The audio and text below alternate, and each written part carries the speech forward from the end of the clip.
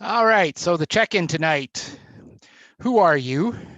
Position in district. How are you? Time constraints. Who's missing?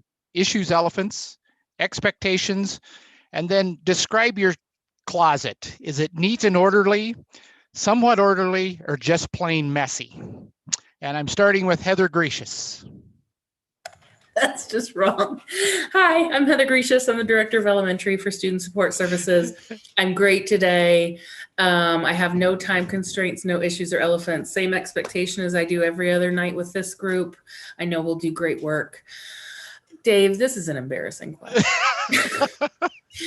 I would say that my closet is not organized, but it's not totally filthy either. I could use some organizational skills. Very good. Dorman. Is Dorman on? He has not joined yet. Okay. I'll come back to him if he joins in. Nancy.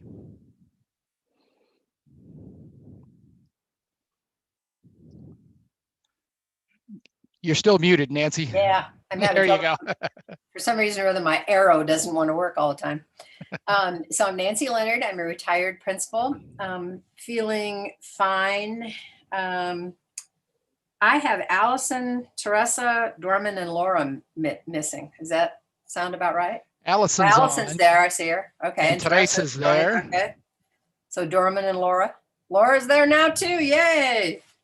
It was hard to find, look at the list and look at the faces. So I don't have any elephants or issues. Expectations, like everybody, will do good work. I know that. I hate to admit it, but my closet is very neat and orderly because I had my sister-in-law come down and do that for me. She does organization, so. Laura Leppy.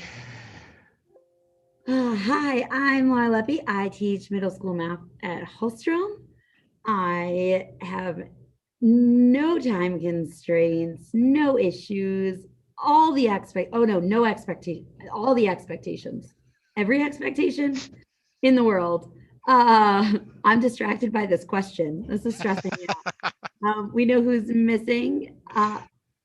My closet is organized by style and then by color, light to dark, like all the way across, but my entire closet then also flows into my whole house. And I have piles on the floor in my walk-in closet with all of the clothes that have been cleaned, like washed, but not put away. And then all of the Amazon boxes are in my house with all of the clothes that haven't been tried on yet.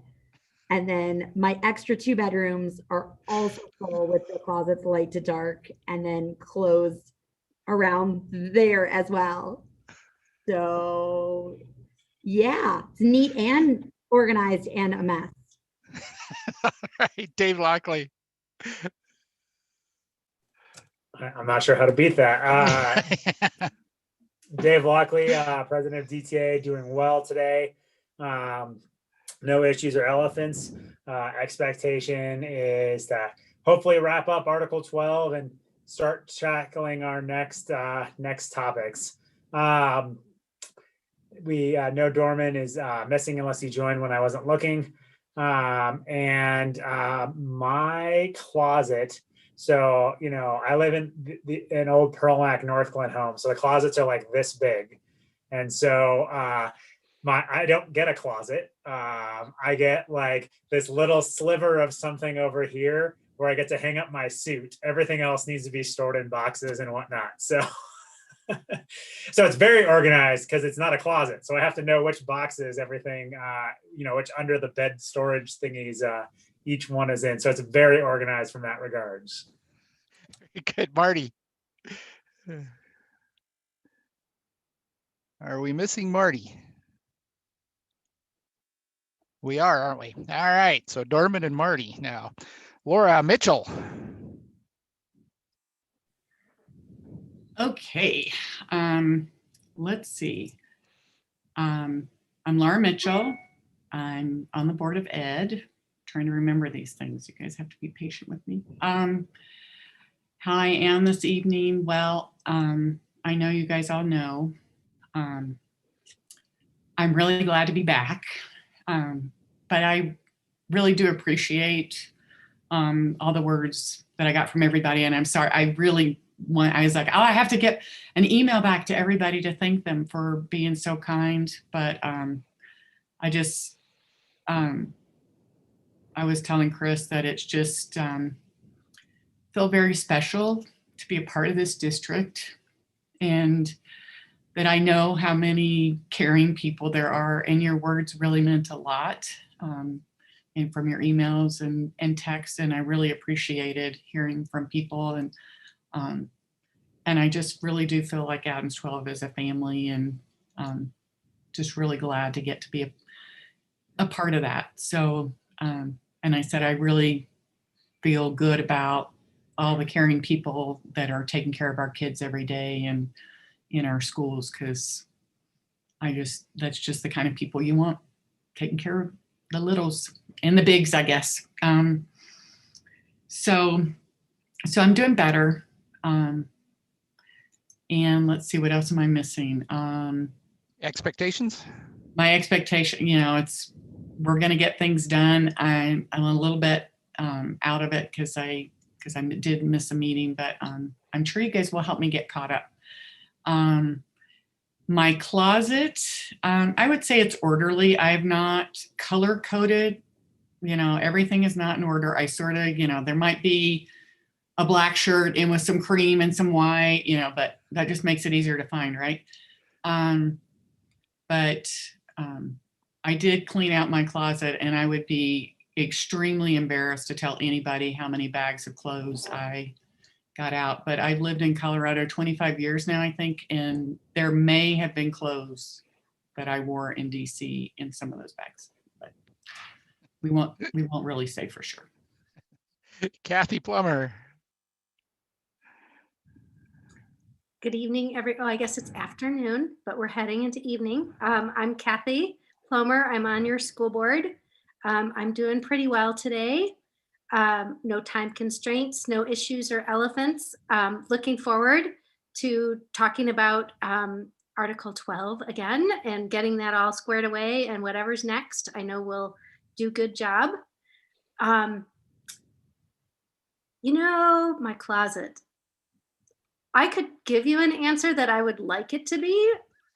So I would say orderly. And then I'm thinking my husband is home. And if he said that, he would just about die laughing or something. So I would put me in disorderly, but with high hopes that someday I'll get there. Kristen. Hi, everyone. I'm Kristen Powers, principal at Riverdale. I'm doing really well tonight, and I don't have any time constraints or issues or elephants. And my expectations would be that we finish our work tonight and maybe even do it before 8:30 or whatever our cutoff time is. And my closet. So I share my closet with my husband. And my half of the closet is very orderly, and everything is organized, and the shoes are like all together on the shelves with their mates. And then on my husband's side, all the shoes are strewn all over the floor, and nothing is by its match. And the clothes, well, they just kind of fall off sometimes. But anyway, so it's kind of half and half. All right, Ian. All right, I'm Ian Savlich. I teach language arts and language development at North Clay Middle School. I'm doing really well today. It's been a productive, successful day. And no time constraints, no issues, elephants. Expectations is that we make some really positive progress here. Let's see, my closet. Similar to Dave, I live in an older house, so smaller closets I share with my wife, but my obsessive compulsive tendencies definitely rule the day in the closet space. So it's colors. Everything's pretty well in its place. Matt. Good evening, everybody. My name is Matt Schmidt. I'm the principal at Pathways. I'm doing just fine. No issues or elephants, no time constraints. We know who's missing at this point in time. Expectation is, yeah, let's definitely try to put a bow on Article 12 and get into whatever's next. I actually haven't looked at the agenda yet, so that's full disclosure on my part. We'll make it a surprise. And then my closet, yeah, before listening to you guys, I would have said it's fairly orderly, but I guess it's not that orderly. I don't have any sort of actual like color scheme or anything, but pants are all hung up together, shirts are all hung up together. Seems good. So orderly-ish. Mila. Orderly-ish. I like that. Hi, everybody. I'm Mila Shepard, Chief of Human Resources. I'm a little distracted tonight and a little tired. I had a late night last night, taking my mom to the emergency room. She then subsequently was checked in. So you know how hospital time works. That's a late night. And she's doing okay. Trying to get some meds regulated and get that heart working more reliably. So I'm a little distracted, a little tired, and I will be with you unless I get a text from a doctor. So if you see me pop off, that'll be why. But otherwise, I'm happy to be here, distracted with you all and doing the good work that we do together. No known time constraints at this point, and no issues or elephants. And my closet, like Ian, there might be a little OCD in the spectrum for me. So there's colors and styles and seasons. And then there's the basement where the off season goes. And every spring and fall, my husband helps me with the running of the clothes. It's ridiculous. All right, Sandy. Hi, I'm going to be inside in about 30 seconds. Sandy Sorensen, I'm a science teacher at North Glen High School. And I typed the thing, but I don't remember what it says. I'm doing good today. It's conferences, so I feel a little hectic, but good. Time constraints. Okay, my first conference is at 4:40 in about 8 minutes. And then I have about a half-hour break right around the 6 o'clock hour, a little before and then a little after. And then, but other than that, I'm pretty tied up until about right before 6, and then from 6:30 to 7.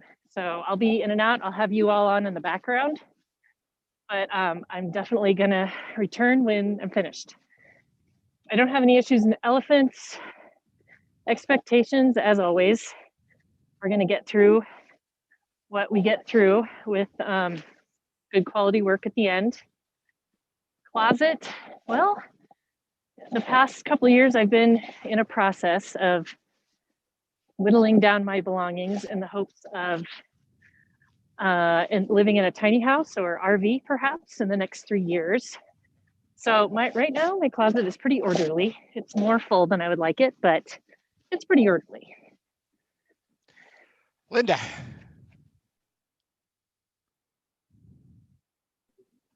Hi, I'm Linda Walther. I am a retired counselor and teacher from District 12.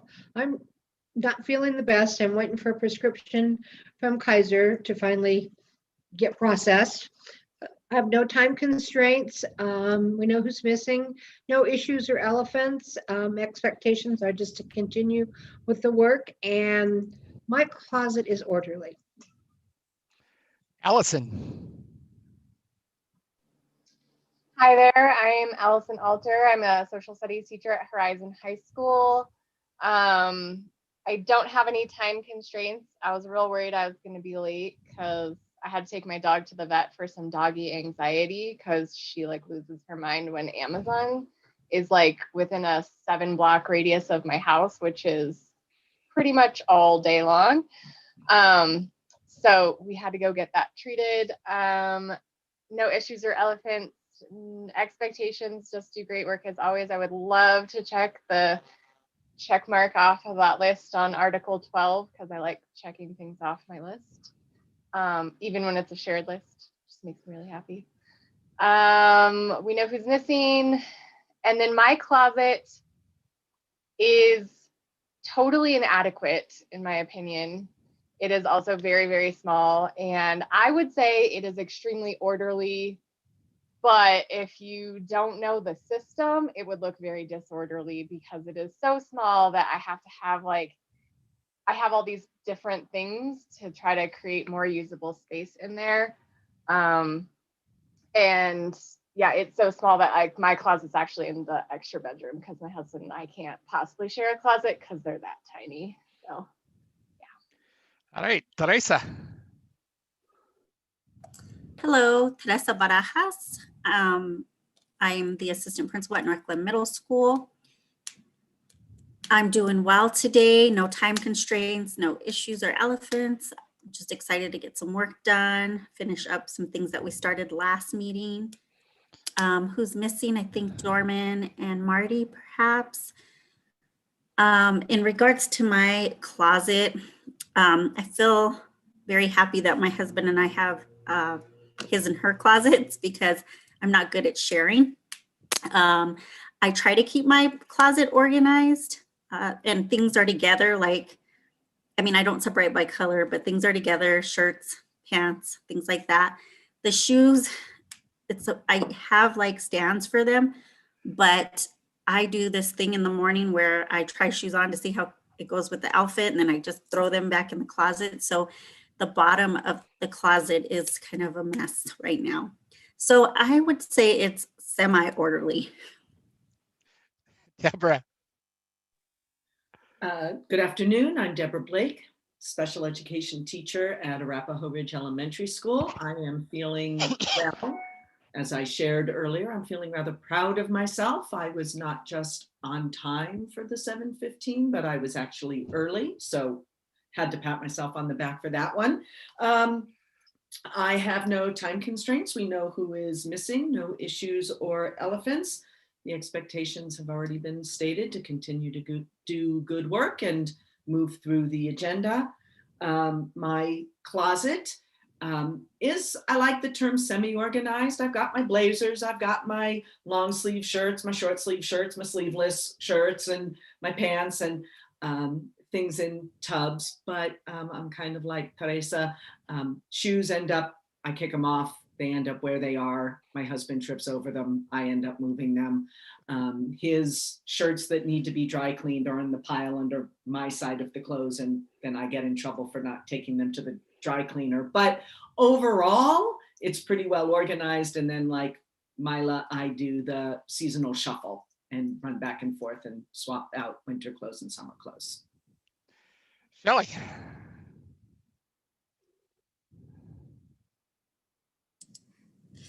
I'm Shelley DeRock. I teach third grade at Meridian Elementary. I'm doing well today. I finished quarantine, so I'm back in the classroom. Minus quite a few kids, but most of them are there, and that feels good. I have no time constraints. I have no issues or elephants. I have the same expectations everyone on this team has every time we meet to collaborate, to think together, work together, listen carefully, and do good work. I have an organized closet. It's just too small. I have a house that has no other closets, no hall closets, no coat closets, no linen closets. So it's all in one closet, and it's entirely too small, but it's organized. All right, Heather Espinoza.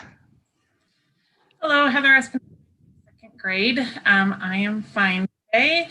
No time constraints. We know who's missing. Great expectations as always, and my closet is organized by color and sleeve length. You control what you can control, and I can control that. So my children are on the Mila and Deborah scheduled out with the seasons. And, that's a lot of work. So, all right. Bo. Hi, everybody. Bo Fobert. I have the pleasure of serving the district as Executive Director of Curriculum and Instruction. No issues, no time constraints, same expectations as always. which I know we'll meet. I'm doing okay. Colorado term that comes to mind is I feel a little bit out over my skis. Probably going to wipe out here soon, but true to the Colorado way, I'll get up and dust myself off and move forward. The closet. Dickens would probably say it's a tale of two closets. My part is pretty simple. It's well organized. I've got the clothes that I wear to work, and if we're able ever to go out again, I've got those clothes too. And then I've got my fine and well organized selection of hoodies and comfortable clothes that I always reach for all the time. And the other half of the closet will just remain unmentioned at this time. Chris. Hi, everybody. I'm Chris, Superintendent. I'm doing well today. It's been a good week of having some discussions about this forthcoming equity work in our system and reviewing how we're doing in that space. And so having dialogue with folks about that's been energizing. Also lifted up to know that we're going to have more than 800 of our staff vaccinated over the next 3 to 4 days through 3 different providers, with hopes that we might be able to take even a bigger leap and help many more people this weekend. So that's feeling good to finally get unstuck and get more people some support.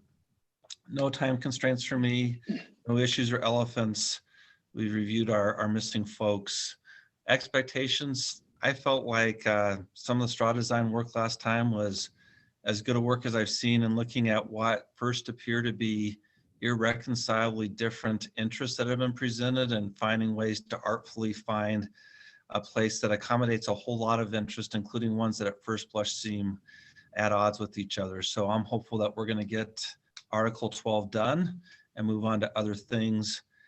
And in terms of my closet, no one will believe it if they're making judgments about what my closet's like based upon my desk in my office, but I do have a fairly well organized closet. Just feels like it's more under control than other parts of my life.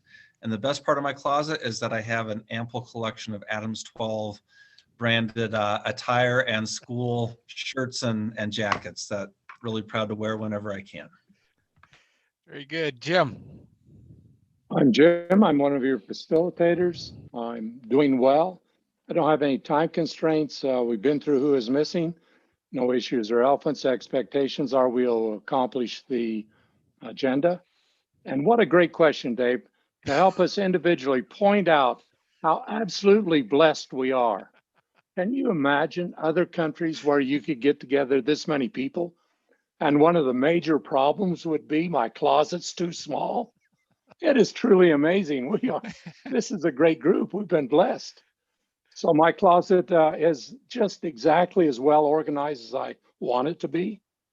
And it works out well for me. So, David. Way to not answer the question, Jim. That's great. I'm Dave. I'm your other facilitator. Doing fine tonight. A busy day, insane day. No time constraints. We know that Marty and Dorman are missing. No issues or elephants. My expectations are that you'll just keep rolling along and get Article 12 finished up tonight and move on. My closet is interesting because I share my closet with my wife, and so we've been in this house for almost 12 years or almost 13 years now, and I was prompted to put up a divider in between her clothes and my clothes because her clothes kept invading my clothes, and I'm very neat and orderly. I have my sweaters in one place and my dress shoots in one place, my all of that, but it doesn't matter. Even if the divider's there, they crawl over the divider and still end up in my side of the closet. So my side of the closet is great. Her side of the closet is clean, but she's got clothes coming out her ears and these shoes are just unreal. So don't tell her I said that. All right. So we are on the agenda for today, continuing with Article 12.2. Does somebody want to give us a refresher as to where we left off? I believe we were in straw design and we were still working down there. Is that correct? Hey, Dave, I want Darman to check in because he Oh, arrived did he get in? at the end of check-ins. Thank you, Dorman. Here you go. Bienvenidos, Dorman. Gracias, estoy muy feliz porque puedo atender esta cita, ¿ya? I am Dorman Land. I am a teacher at Century Middle School, and I have no issues in elephants. And I got here as fast as I can. I left school and I didn't break the speed limit, so I didn't break the law. But this is about as early as I'll be able to get to the meetings. And yeah, I'm good. And I have a closet. I just heard there were things about closets. How does it look? Is it neat and tidy, messy, or semi-messy? It's very neat, very, very neat, which is extremely strange because everything else in my bedroom is a total disaster. It's because I read that book, you know, the book. And I started with the closet and I ended with the closet. So it's the only one where everything is happy. Very good. All right. So where are we at with the straw designs, folks? Okay. So if you haven't gone in your shared drive back to the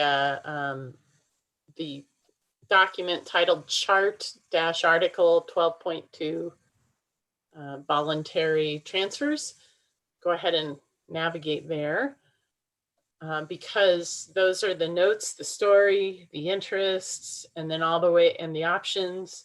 And then all the way at the bottom of the document was the beginning work that we did last time within the 3 different straw design groups. And Chris teed it up really nicely for us tonight, I think, you know, by kind of recollecting that we had really disparate interests and the options were sort of all over the place. And we divided into the 3 straw design groups and got to varying points of completeness. And then as we were leaving the meeting last time, my recollection is that we said, why don't Dave and I think we're on the same track. We try to shuffle up the straw design groups every few sessions. And so we felt like it would be good to shuffle up the straw design groups and come back at the issue again, sort of fresh this evening. So that's where I'm thinking we're going to start. Dave, what would you add to that? Nope. Pretty much where I would say you know, obviously if people have more things to add to story or interest that has occurred to them since the last time, maybe taking a moment to review those lists before jumping into straw design. But you know, that's where I was thinking too. And Dave, that's what I was going to say before we go into straw design. Refamiliarize yourself with your story, interest, and options. If you have other story, interest, and options, let Jim and I know, and we'll get them on the sheet. But let's take a few minutes before we send you back to straw design to look over those, and then go ahead and look at the 3 straw designs as well, because you may be in a different one this time. So.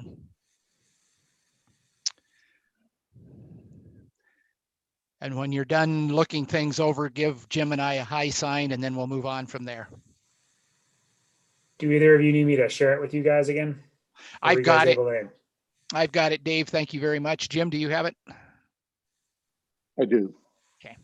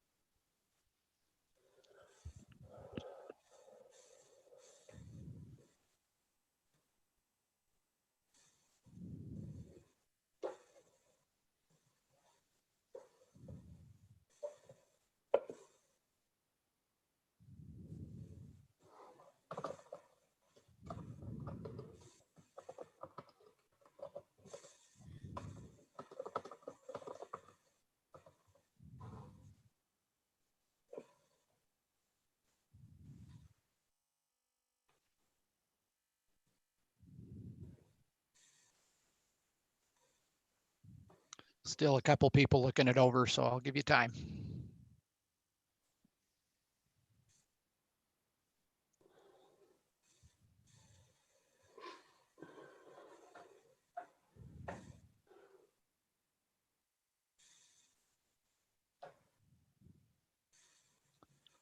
All right, how we doing? Everybody get at least a brief look at it?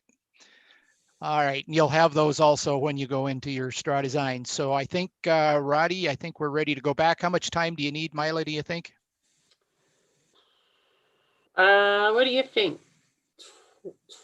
25, 30 minutes? Should we say 30? Okay, Roddy, give them 30 minutes. Will do. Thank you, sir.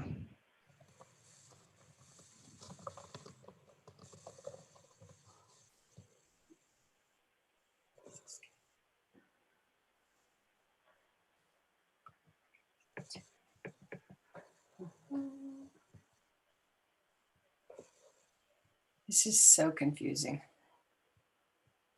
We're going to the Zoom straw design one, right? Is that Do we right? use the same number we had before, or? I don't know. And No, I it's can't figure out, do we go to the message they sent us today, which has a Zoom number, or? You can use that link, Nancy. That's the same number that's also inside the Google Docs. That is the Zoom Design Straw Group. Okay. So if I leave, I need to leave this to go to the other one, correct? Correct. Okay.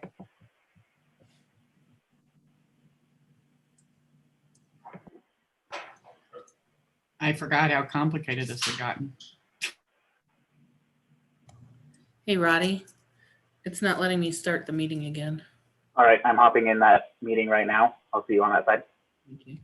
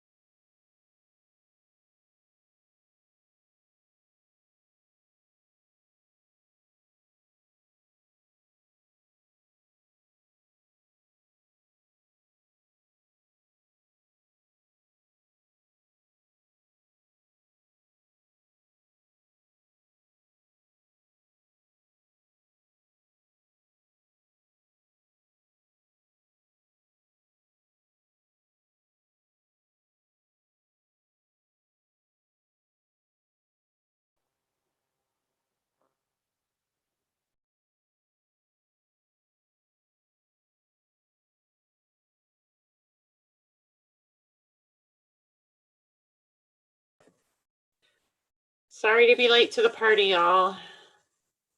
We were wrapping up good work. No problem. No problem. We got everybody back. We need to have Marty check in because he checked in or he came in during the breakout sessions, I believe. Marty, are you there? Yep. Okay. It's who are you, position in district, how are you, time constraints, who's missing, issues, elephants, expectations, and then describe your closet. Organized, semi-organized, or just plain messy. I'm Marty McCarthy. I'm the principal at Thornton Middle School. No issues or elephants, no time constraints. I don't know who was missing except for me. I would describe my closet as my wife's. All right, very good. All right, let's have Straw Design Group 1 talk about what they did and what changes you made and so on and so forth. Who's your spokesperson? That would be me. All right, Ian, go for it. So we first wanted to start with defining late transfer agreed upon anytime after August 1st of the current school year. We think that covers a couple weeks before staff are in attendance, and that would also give a couple weeks before students are in attendance. So first and foremost, we want to find a way to add that. We still believe reinforcing 12.2.3 in the determination of requests for reassignment. It'd be with the current language, if language wasn't to change in that, to at least add mutual interest or mutual benefits, and or to add agreement between supervisors. So that puts the onus on the supervisors, the admin at the school level, and or the department level to initiate those conversations, to initiate that kind of collaborative or cooperative decision making, how long that process is going to take. Hey, we filled the position. This staff member is free to go. And then kind of taking some language from other straw designs, we see that 4 weeks may be really useful in terms of a cutoff date, right? Those transfers or reassignments may occur before that time if we have that cooperation between staff members, between admin, or if not, a teacher can at least know this may take 4 weeks. And if that's an expectation, we had some really good conversation that needs to be public. That needs to be very, very clear to new educators, new staff members, that is that 4 weeks would be an expectation. So the one other thing we had in borrowing some language from the other strong groups is if this is going to cover both transfers and reassignments, and if so, we need to add that. Okay. If there's anything else to add, Heather, Teresa. Anything else from Group 1 before I open it up for questions? I'm seeing no shaking heads. So questions for Group 1 from Group 2 and 3. You know what? Go ahead, Mila. I'm just wondering, are you thinking of keeping the 12.2.3 with some those additions and adding the 4 week window? Is that kind of where you landed, or is it sort of an either or for your group? Somebody want to answer that from Group 1? I believe that we were talking about both, having both. Okay. Other questions for group number 1 from Group 2 and 3? What I was going to say before Mila jumped on is it's kind of nice to do this on Zoom, because when we're in person in straw design, you can't see each other's straw designs, and now you can kind of see them as they're developing. So that might be an advantage or a disadvantage. I'm not sure. We'll find out. Huh? All right. Any other questions for Group 1? I think the only other thing that I would add is keeping our learning services model where we do not pull from schools to come to the district. We wait until that position is filled. But that would be part of the conversation that we have with the administrators if we're wanting to pull them up. Okay. Anything else? All right, I don't see anything. So group 2, who's your spokesperson? I guess it's me. So our group 2, we had very similar language as what group 1 was talking about with their second bulleted item. We discussed, in a different space, we discussed about whether or not we should be replacing 12.2.3 with this language or not doing it. I think, one of the things that I think comes in conflict is this definition is that we will, for those that haven't read that language, right, that we're gonna, in determining the determination of the request for reassignment by the teacher, the convenience and wishes of the individual teacher will be honored to the extent possible, and they do not conflict with the instructional requirements and best interest of the school system.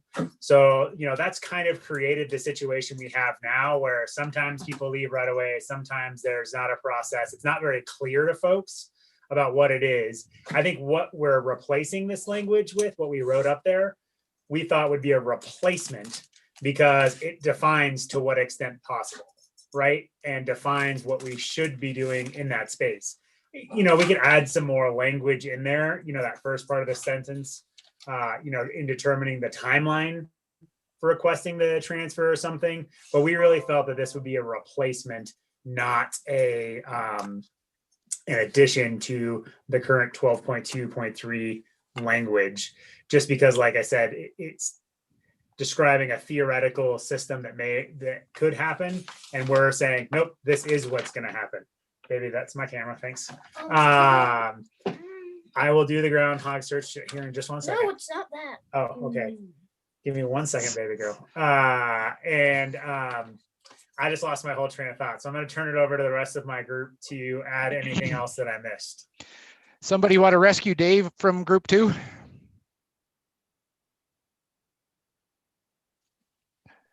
Anything to add, group 2? I'm just going to say that that's just the joy of Zoom meeting from your house.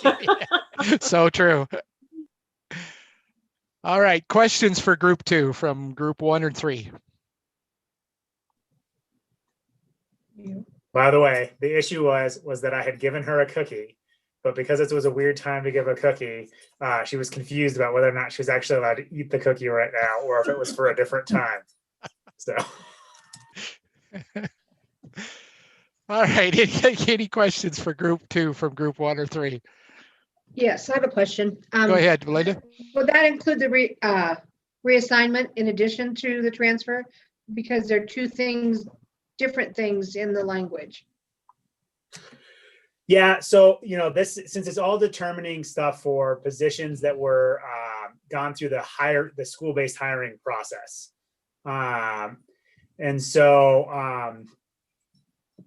that's the same kind. I do believe that should be a similar problem. The difference is the receiving and the giving supervisor, or however the right phrase is the same person. It's a one and the same. There's only one supervisor in that space. So they're having to have a conversation to agree with themselves on the timeline or not.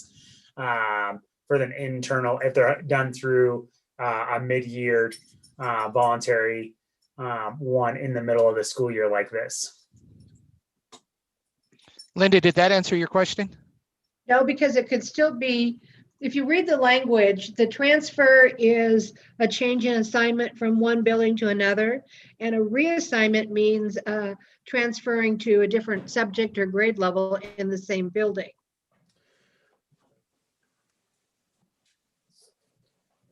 So I get what you're saying. So my I think I'm going to need to think some more on that component, because when we're talking about mid-year places, we either need to distinguish this a little bit. I can't answer your question because I need to think about it some more. because, you know, one of the assumptions of this was that the operating principle that we were working off of was that we're really talking about positions that are already open, not positions for which they're being notified, like an internal building posting, but we're talking about one that is open through the normal hiring process. Because I believe those kind of pre-notice windows are handled in a different section.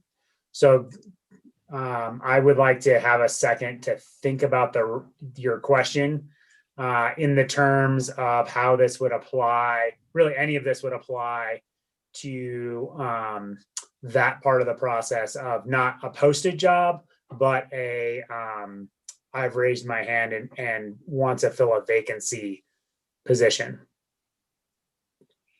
Okay. Other questions from group 1 or 3?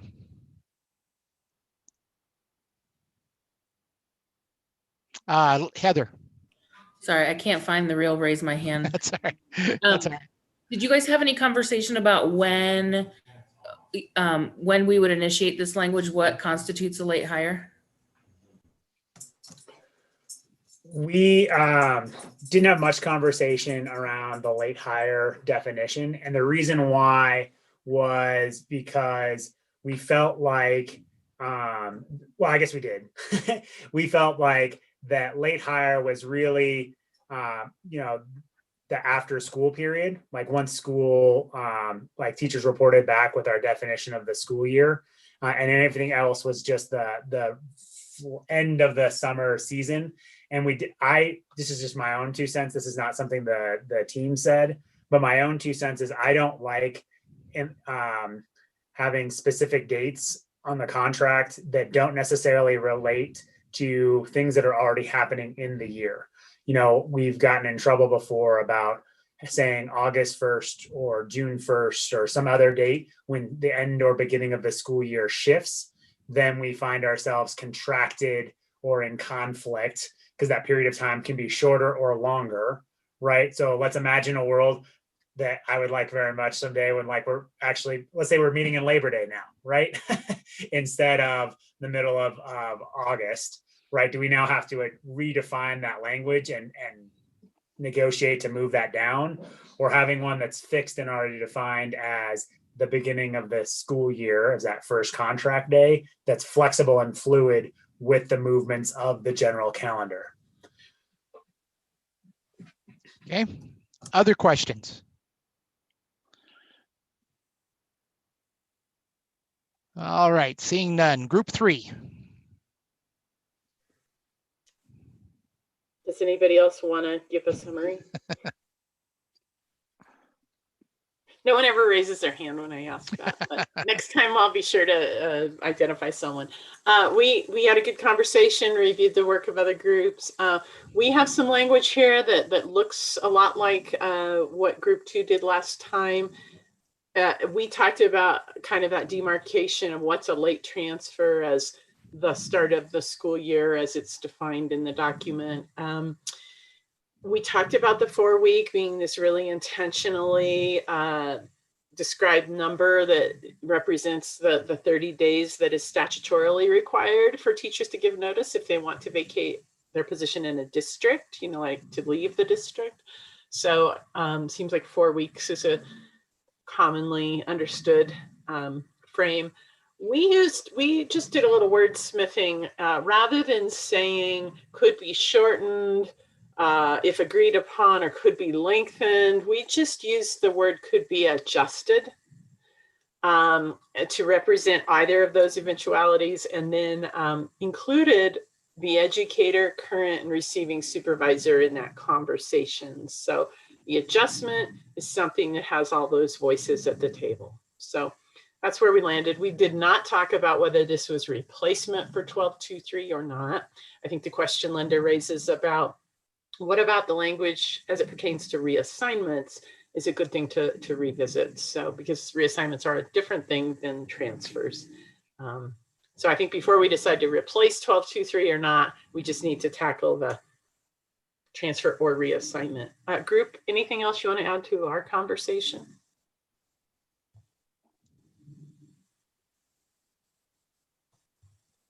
All right, questions for group 3 from group 1 or 2?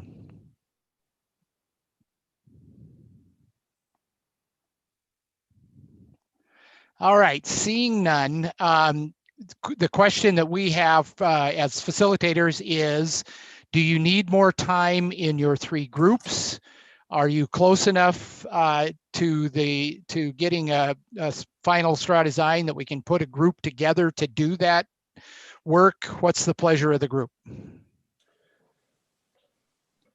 So my 2 cents would be, and if someone disagrees, I'd love to hear that we've essentially got the bulk of it being the same and having only a couple details off. And I think a writing group could noodle through a couple of these issues and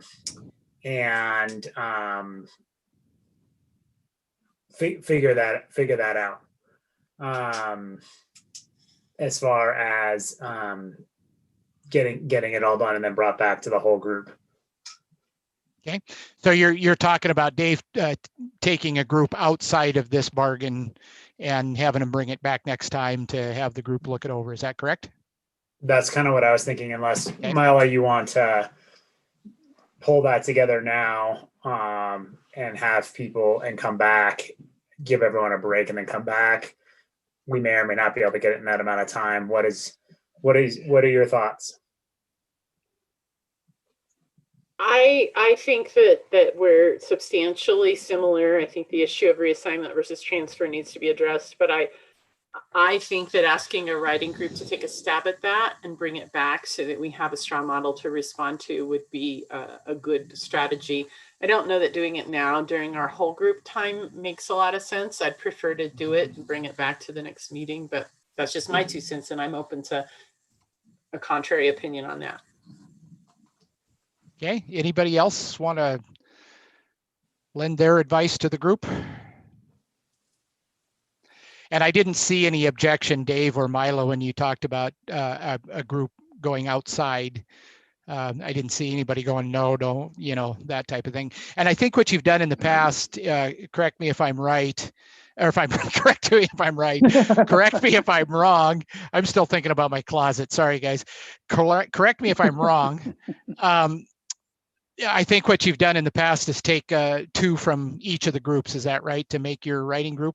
So do you want to set that up now, Mila? Is that the way to go? So an administrator and a EA person from group 1 who'd like to be on the writing group from group 1. I'm happy to. I was just. I can't see your hands. Yeah, Heather. I'll do it. Yeah. Heather G's from the administrative side. Do we have an EA person that would like to do that? Heather Grecius or Heather Espinoza, the 2 Heathers. All right, from group 2. Volunteers. Dave. And from the administration, Matt. Okay, thank you. And group 3.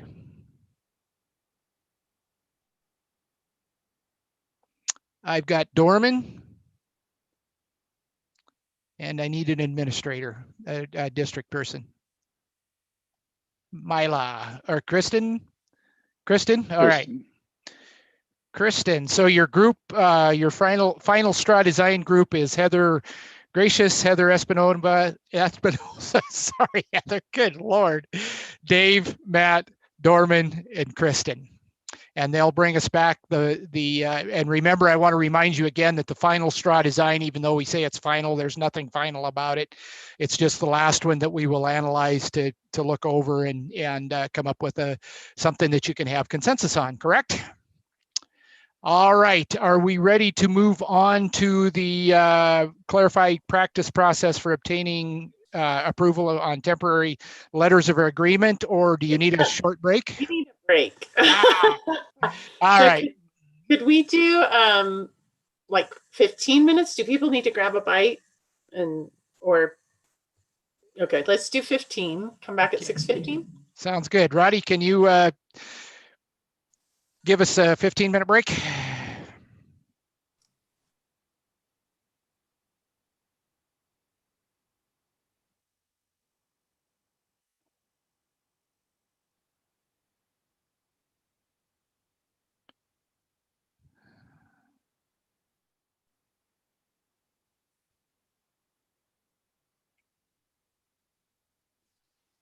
Are we on break? Yes. Okay. Everyone but you, but you're still in the main room. All right. Just wanted to make sure.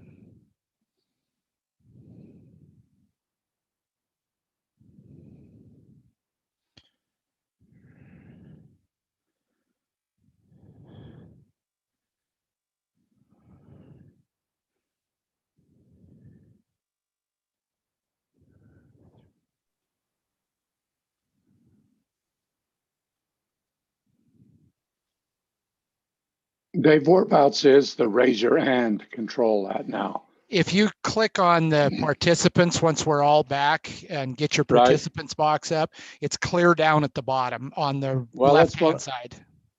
That's what I thought, but I can't get there. Oh, really? I don't, Mine? I've got an invite and a mute me. Huh. That's where weird. it used to be. Yeah, that's where mine is. That's weird. Miley, do you have a raise your hand button at the bottom? Yeah. Huh, that's strange. I didn't realize I had one as a host, but maybe I'm not a host tonight. Roddy probably is. Yeah. I don't have one either, Jim. So. Huh, that's weird because I have raise hand, yes, no, go slower, go faster, and more on the bottom of mine. Huh. No, I have an invite button and a mute me button, and that's it. Hmm. Well, Jim, we did that so you couldn't talk tonight. So that's fantastic. I figured you'd appreciate that. No, I don't know what's up with that.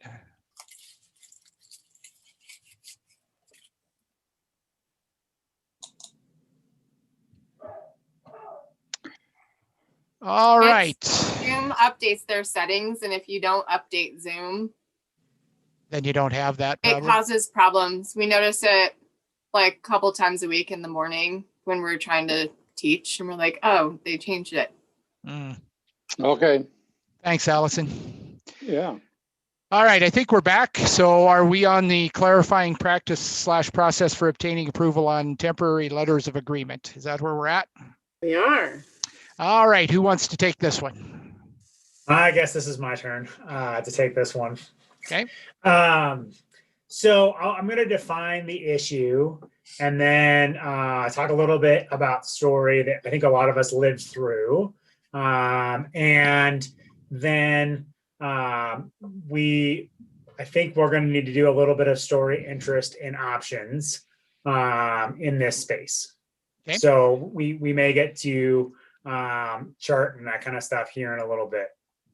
So, over the last couple of years, we have used words like letters of agreement, memorandums of understanding, memorandums of interest, and our agreement. And, from a legal standpoint, those all mean the same things. I think we've kind of come to the MOUs and the contract as being the language that we've used. Now, the question came up in this last year, in the last 12 months of COVID. And when I talk to my colleagues in other places, this comes up every now and again, and really comes up in Miles and I work every year. But it really became apparent this last year when we were dealing with issues around the this last contract year, especially with things like evaluation and other issues having to do with COVID, where we as a system agreed and needed to make exceptions, corrections, changes temporarily to the contract. For example, I'm going to use just this example as the best example. We waived the district on the responsibility to completing evaluations this last school year. Because of just everything crazy with COVID. And the question came up, well, doesn't that mean everybody needs to ratify that? Does it not need to be ratified? What process can we go through to make temporary wholesale suspensions or agreements to the contract? What needs to happen? Now, this last year, we were able to couch a lot of what we did under the governor's emergency orders because we said, well, the governor sent this emergency order and this emergency order, and so we're just responding to it like the law-saving provisions in our contract say, where we're just responding to changes in law and that kind of stuff. And that worked and it was okay, but it created a lot of unclarity and a lot of uneasiness about what is the actual place where these agreements have to be ratified, which ones need to be approved and signed off There are other examples every year where we do different, stipend payouts or different things that end up happening on a case by case basis where an agreement is made where this person isn't evaluated or this person gets a buyout of our contract or some other pay arrangement is made between an individual and the district with the agreements of DTA. We do that every year all the time. I shouldn't say all the time as if it happens like I'm signing them left and right, but it happens. And the question came up from some of our members and other people out in the world. Well, when is it okay for us to make these agreements, and when does it have to be ratified? When does it not? And so I thought the best place to have this conversation was with us here at the table and to define this space. When is it a letter of agreement? When is it that, Linda likes to use the side letter language every now and again. When is it this and when is it that? So that we can have a clear, defendable process, both for the association and for the district as we move forward out of this space. I feel like I'm drifting into story here, so I'll probably pause and ask if there are questions about the issue before we move to story, interests, and options. Questions? Other comments from anybody else on this?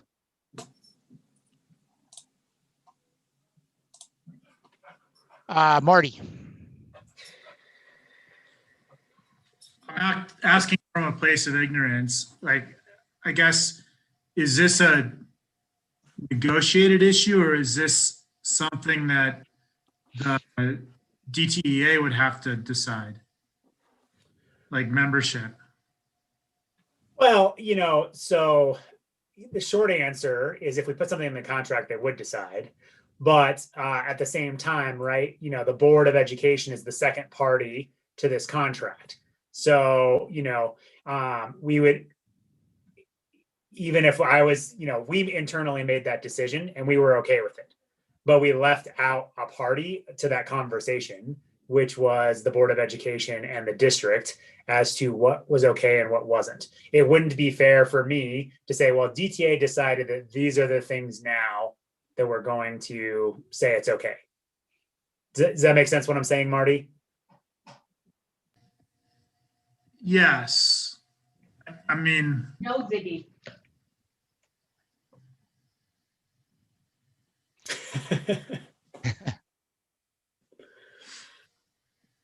I'm just going to go with it right now. Okay, Teresa, did you have a question? Okay. Any other questions? Just to answer Marty, the memos of agreement are grievable. They're a part of the contract. And often in the past, what's happened is the district has been reluctant to put it into an article. And so that's why we have all of these memorandums of agreement. But it is very much a part of the contract. No, that's not what I'm asking. I mean, I understand that those are part of the contract with, like, whether or not the things that need to be ratified, like I guess what we're saying is there were things that weren't ratified before that were just agreed upon in this process, right? Yep. Was that? Can you give me an example of that? Well, I think I gave the easiest example was some of the different COVID stuff that we dealt with this past year. Some of it was ratified or could have been up to ratification, and some of it was not. And the distinction we made at the time was what was covered under the governor's executive orders and what was not. And I think that was a fair, as we've interpreted things, place to be. But it wasn't something we've defined in contract or agreed to as a collective whole. But yes, this kind of thing in response to an emergency order, that's probably okay. not in response to an emergency order, that's not okay. To be fair, we got weak legal guidance, which was basically, I think I've sold other people. The legal guidance was like, well, you're not going to get arrested if you do that, Dave. I'm like, well, that's not super helpful as legal guidance goes in that space. And so, like I said, just wanting to clarify for our group, for this group and for the members and for the district and what the rules of the road are.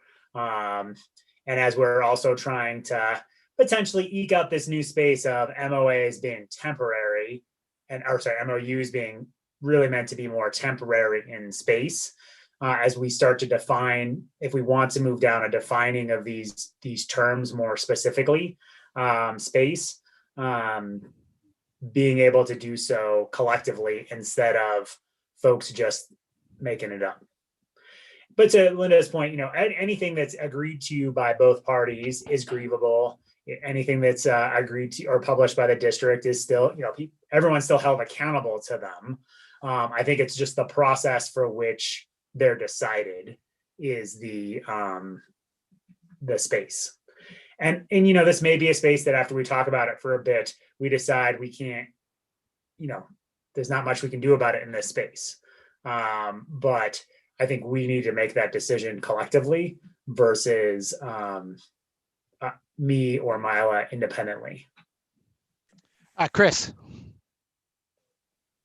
So the way I might characterize the issue in front of us is to bring some greater clarity for the benefit of DTA's membership in the Board of Education about what's the permissible delegation of authority to make some decisions on a short-term basis between when we take annual action on the contract and what mechanisms, procedures, and who are empowered to make some decisions if we have things that just can't wait till the next ratification cycle and or all the process that it involves. So I think it's all about bringing some clarity there so that we don't get crosswise with either the full Board of Education or with the membership and doing some things and later on saying, hey, never thought that you should have that kind of authority. I think this is a mechanism that could be built into the contract that would provide that clarity for all.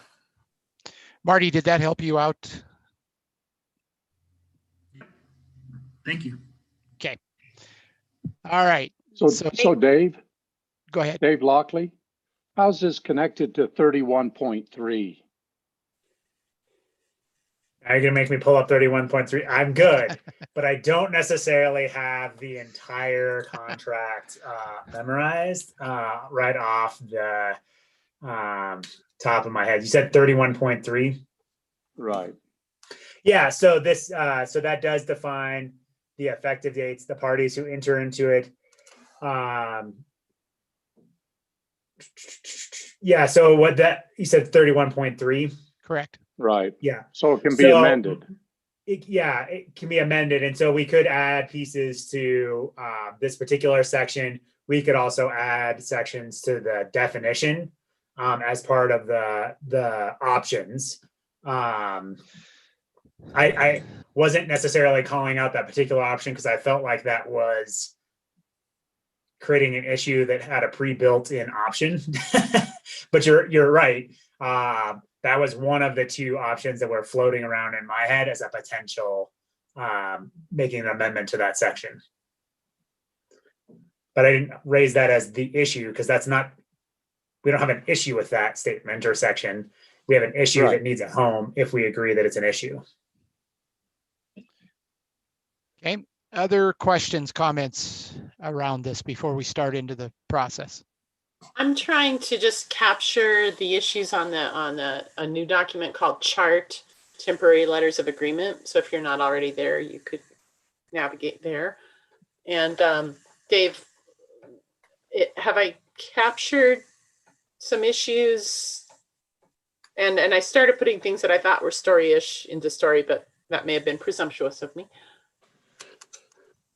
Yeah, I actually saw that because I was about to go and make a similar document and I saw you had already done it. And so I have been watching you add things. Yeah, so I believe that captures correctly the issue and the specific story items that I put out. I think, the one example that's the clearest and cleanest example, if you want it, we could add that now, would be the evaluation letter of agreement that the executive team approved on behalf of membership in the district. And that was for the 1920 school year, wasn't it? Correct, yes.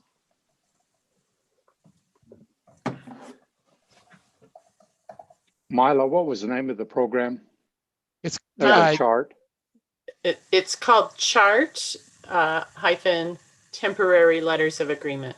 I wonder if I need to, yeah, it's there in the shared drive. I'm if you sharing it with them right now, just in case. And if you don't have it, folks, I had to refresh mine and then it came up. So try that if you don't have it.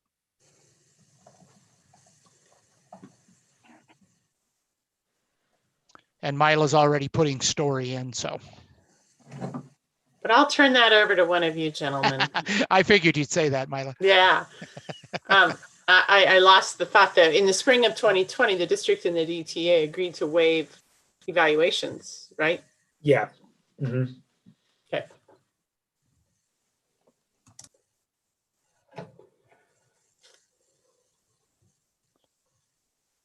All right, are we ready to start with story, interests, and options? Jim, do you want to type or do you want to run the show? Your choice. I'll let you type this time since I left off with typing last time. How's that? All right. I don't even know how you remember that. I can tell by the way Jim types. No, I'm kidding. That's all right. Heather Grecius, do you have some story around this? I don't yet. I'm going to pass. Okay. All right. Just say pass. Thank you. Dorman? Pass. Nancy? Pass. All right. Laura Leppi? Pass. Okay. Dave Lockley? Apparently, I should just write a whole chart thing on story here. Emergencies happen, like floods and others, when contract provisions become, you're in the wrong spot, Jim. Yeah. Oops, thank you. I'll pause for a second. There you go. I think you're ready now, right, Jim?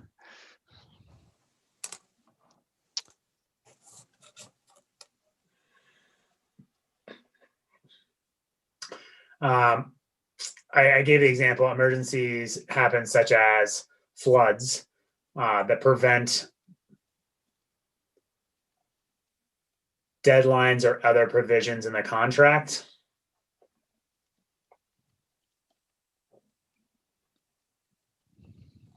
To be able to be done in good faith.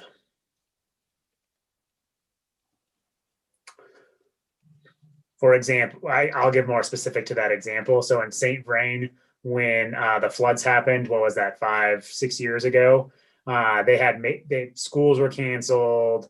They were doing a bunch of weird stuff, and they weren't able to meet many of the contractual deadlines for getting pay out the door, as for able to do certain evaluation deadlines. There's a whole lot of stuff, and they basically waived the district, they called it an LOA, a letter of agreement, waiving them out of specific time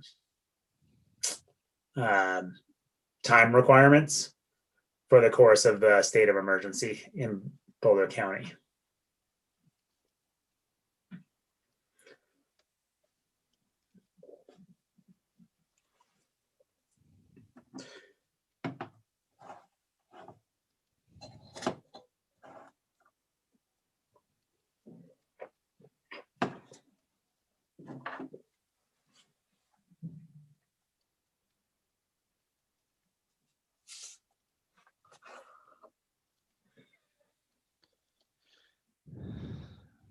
Okay. Marty? Pass. Laura Mitchell? Pass. Kathy? So I don't know if I have chart language, but it seems to me that temporary agreements generally happen when there is a shared interest in making them happen. Does that make sense?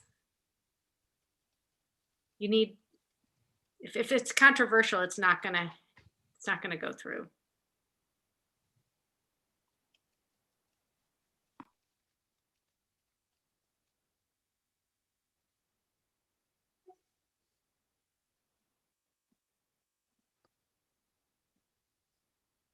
Okay. Kristen.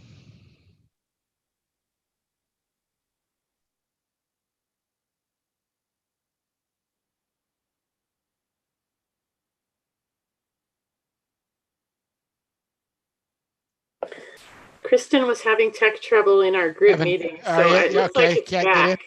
get in. Type it into the chat, Kristen. Yeah, that's what I was going to say too. If you have something, type it into the chat. Okay. Ian. Objectively as possible, I would say most staff or members do not understand the difference between an MOA and a temporary letter of agreement.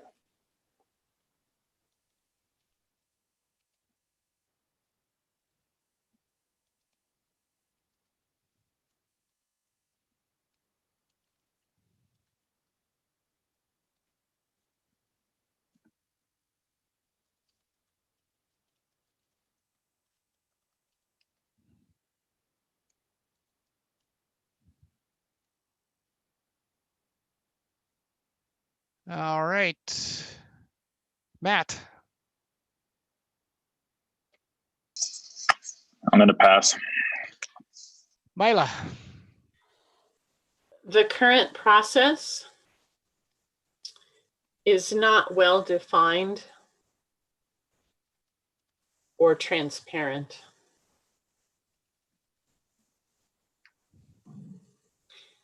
Usually it happens that Dave and I are sitting in a room somewhere, and then we go talk to Chris, and and we just pull in people, and it may not be consistent from time to time. He'll call the board, and it's just not a particularly defined or transparent process right now. Okay.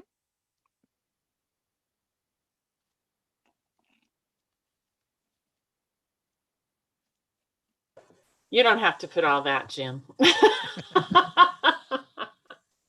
Well, it's the process that works, right? I think to what Chris said earlier, Yeah. it's not well defined, but that's how it works. Sure. Okay. It isn't that you don't do it. Right. Yeah, it's what the reality is right now. Yeah.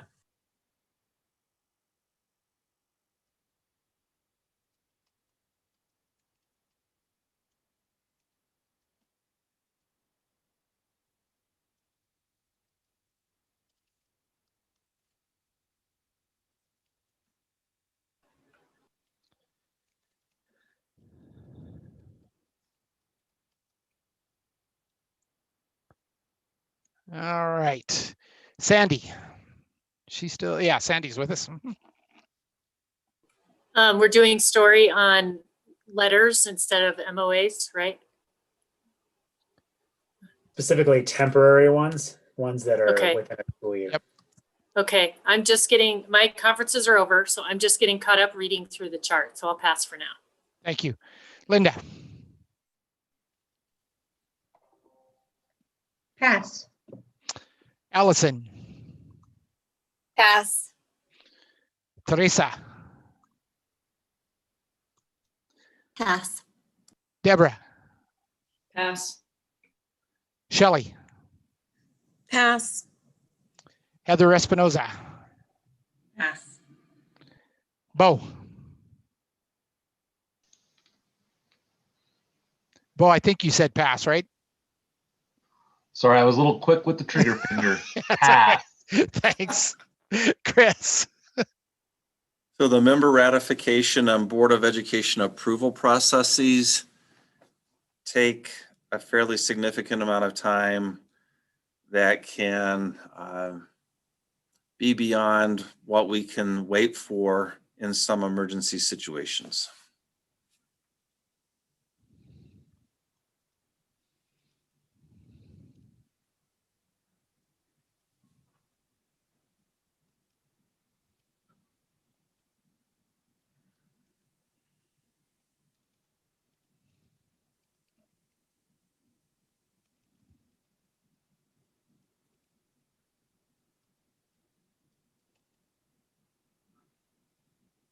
Okay.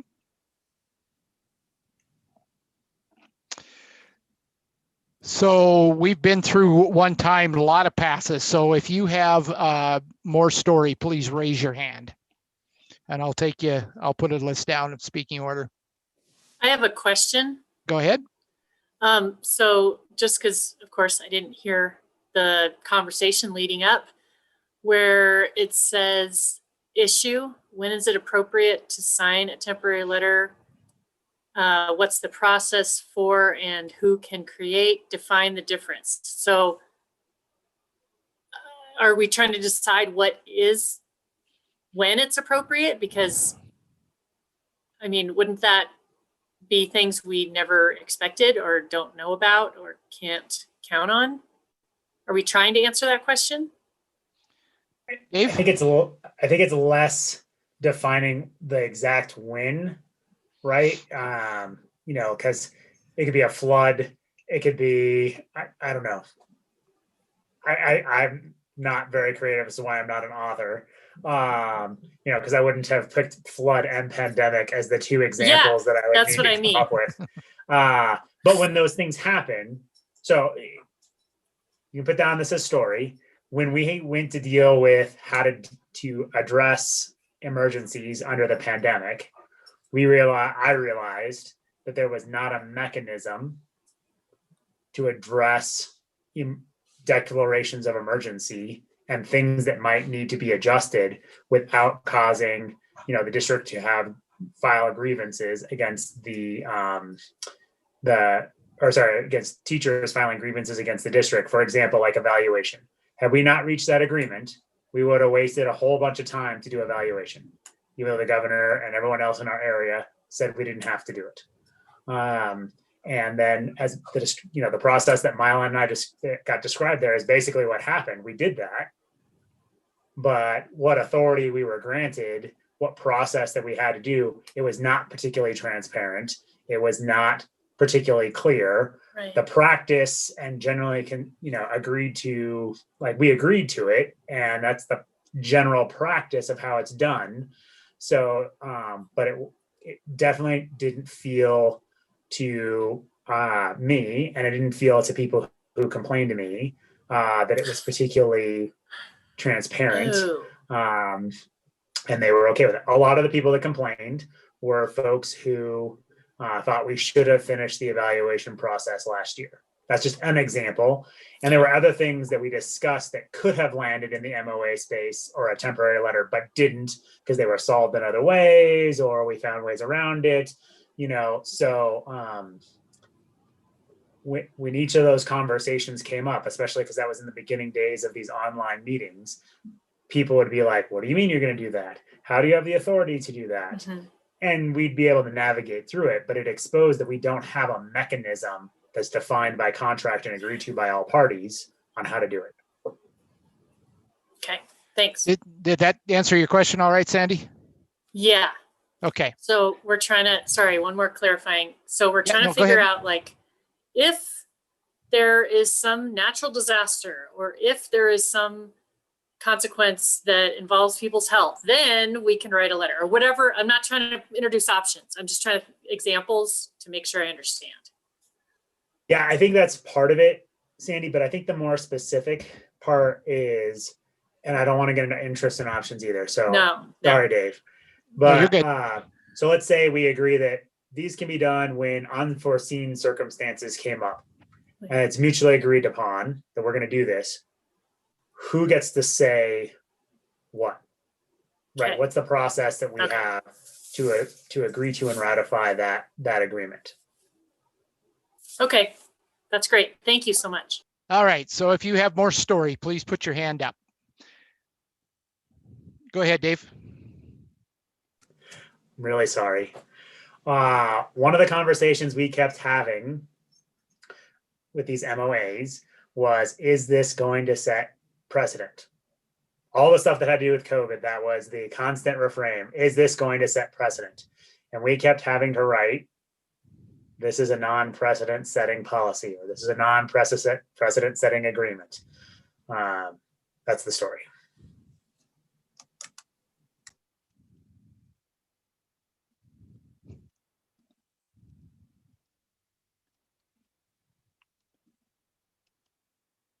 Okay, other story, raise your hand. Chris. So this is a question, and it may be one for Dave or others who heard the concerns.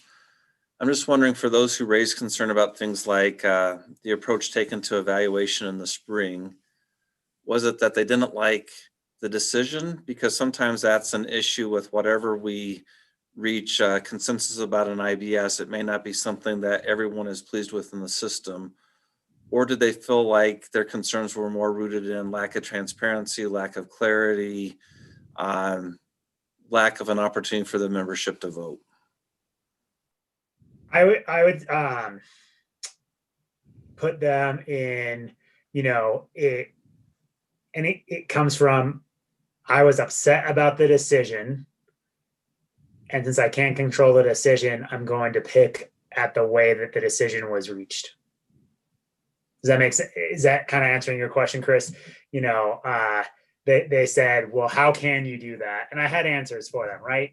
We were reacting to the governor's emergency declaration based on the work that we were doing.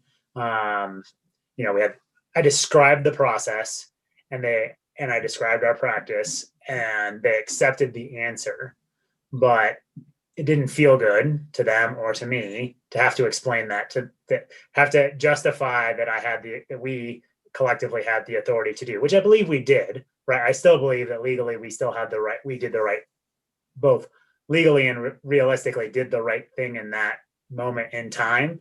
And I think the majority of people agreed with us that we did the right thing in that moment in time, both legally and logistically for our system.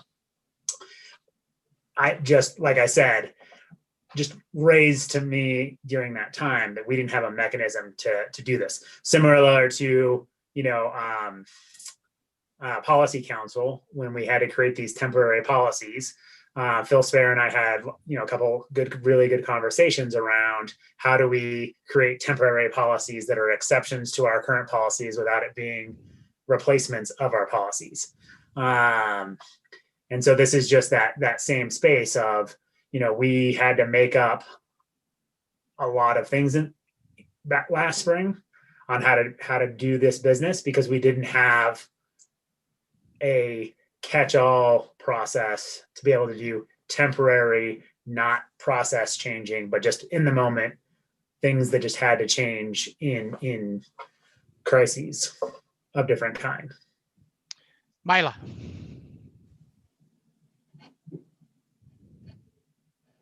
We don't have a very clear definition of MOA either. And that's my chart language, but I would go on to say that, for example, the issue we brought up a couple meetings ago where, hey folks, we've got all these MOAs that have been riding along in contract language for years and years and years.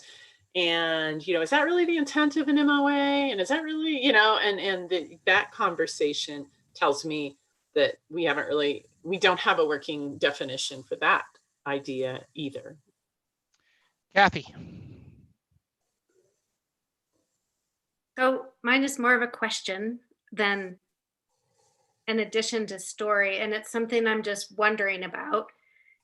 It feels like the people who lived it are telling the story of what it was like. And I'm wondering if you think there's something that went well that you would like to codify and have the group react to, or how to go about this, because there's so few of us that have pieces of the story to tell. So I'm just wondering how the process works to do, straw design when most issues a lot of people have experienced.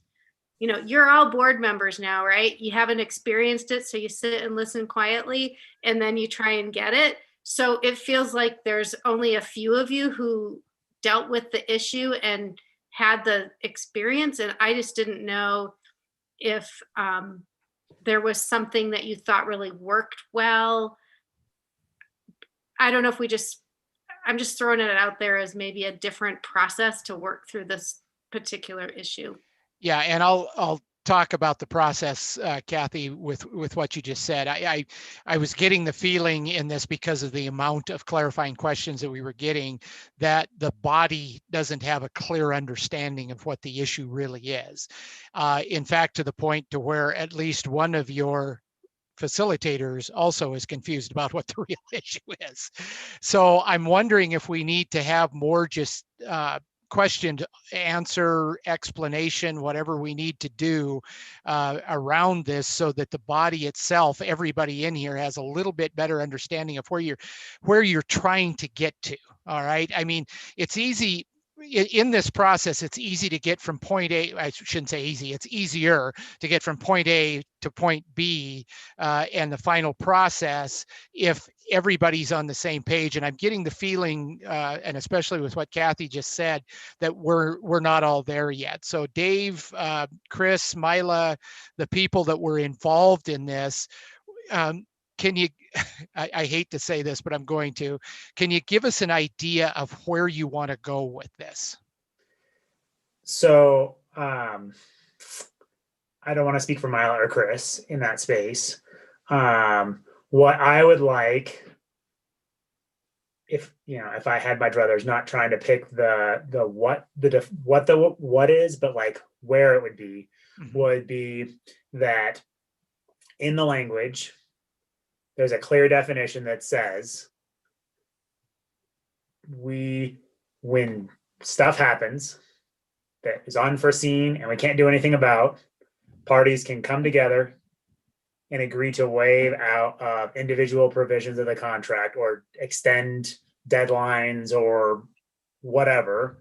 And this is how we can do it transparently through mutual agreement. I mutually agree to delays in timelines for really reasonable reasons that don't impact anyone else on a regular basis. I just mutually agree to it. It's not a process that is in the contract for me to just say, yeah, it's okay that report comes out on October 31st instead of October 25th or 15th or whatever it ends up being. There's not a process for us to do that transparency. And 99% of the time, it's on stuff that really only I care about. And so it's not a bit, it doesn't, I'm the impacted party, so I have the right to say, yes, that's okay if that report is late or that whatever is late. In this case, we have a much broader in things that have a broader scope of impacted party.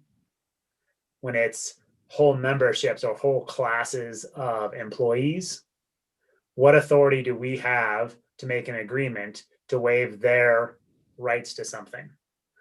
I think general practice has been that an impacted party can waive certain things or say it's okay, right? We use with mutual agreement all over the place, but that's designed when it's like a supervisor and an employee having that conversation. And we say through mutual agreement, that's okay. Well, in a pandemic or in a flood,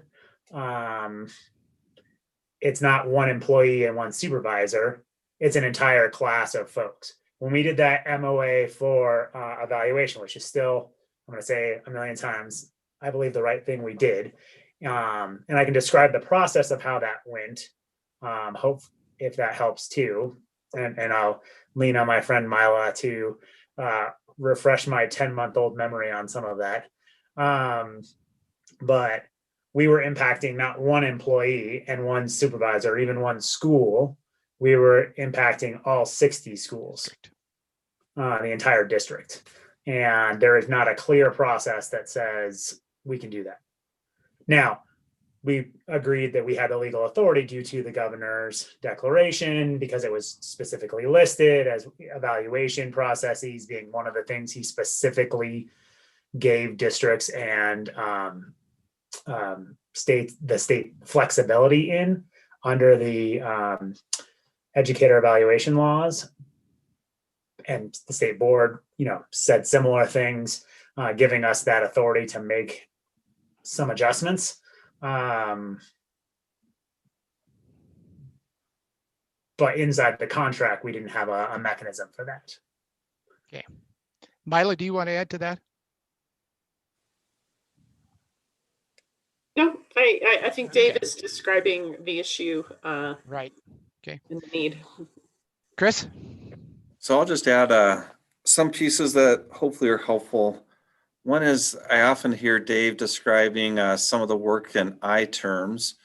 And I think in the end, he's reflecting that through a buck stops here mindset. But in practice, the way I believe things went down in the spring and even some things in summer and early fall as we were trying to respond to lots of fast moving change is that Dave would often update and confer with and discuss ideas with the exec team. It may not have been the IBS team, but the exec team of DTA, and Dave can clarify, but I believe he was talking to a number of other leaders of DTA about ideas and proposals and wasn't acting unilaterally on his own on behalf of all educators.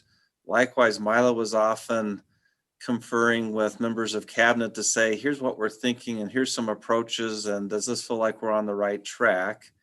A number of times we were all having conversations with one another at the same time just to problem solve those pieces through. So it's not just Dave and Mila in a phone conversation or on the screen together determining on behalf of the entire system how these things would work.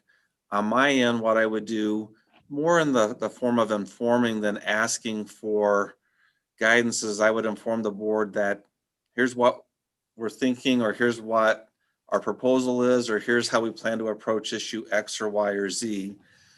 And that was designed to provide some transparency and accountability.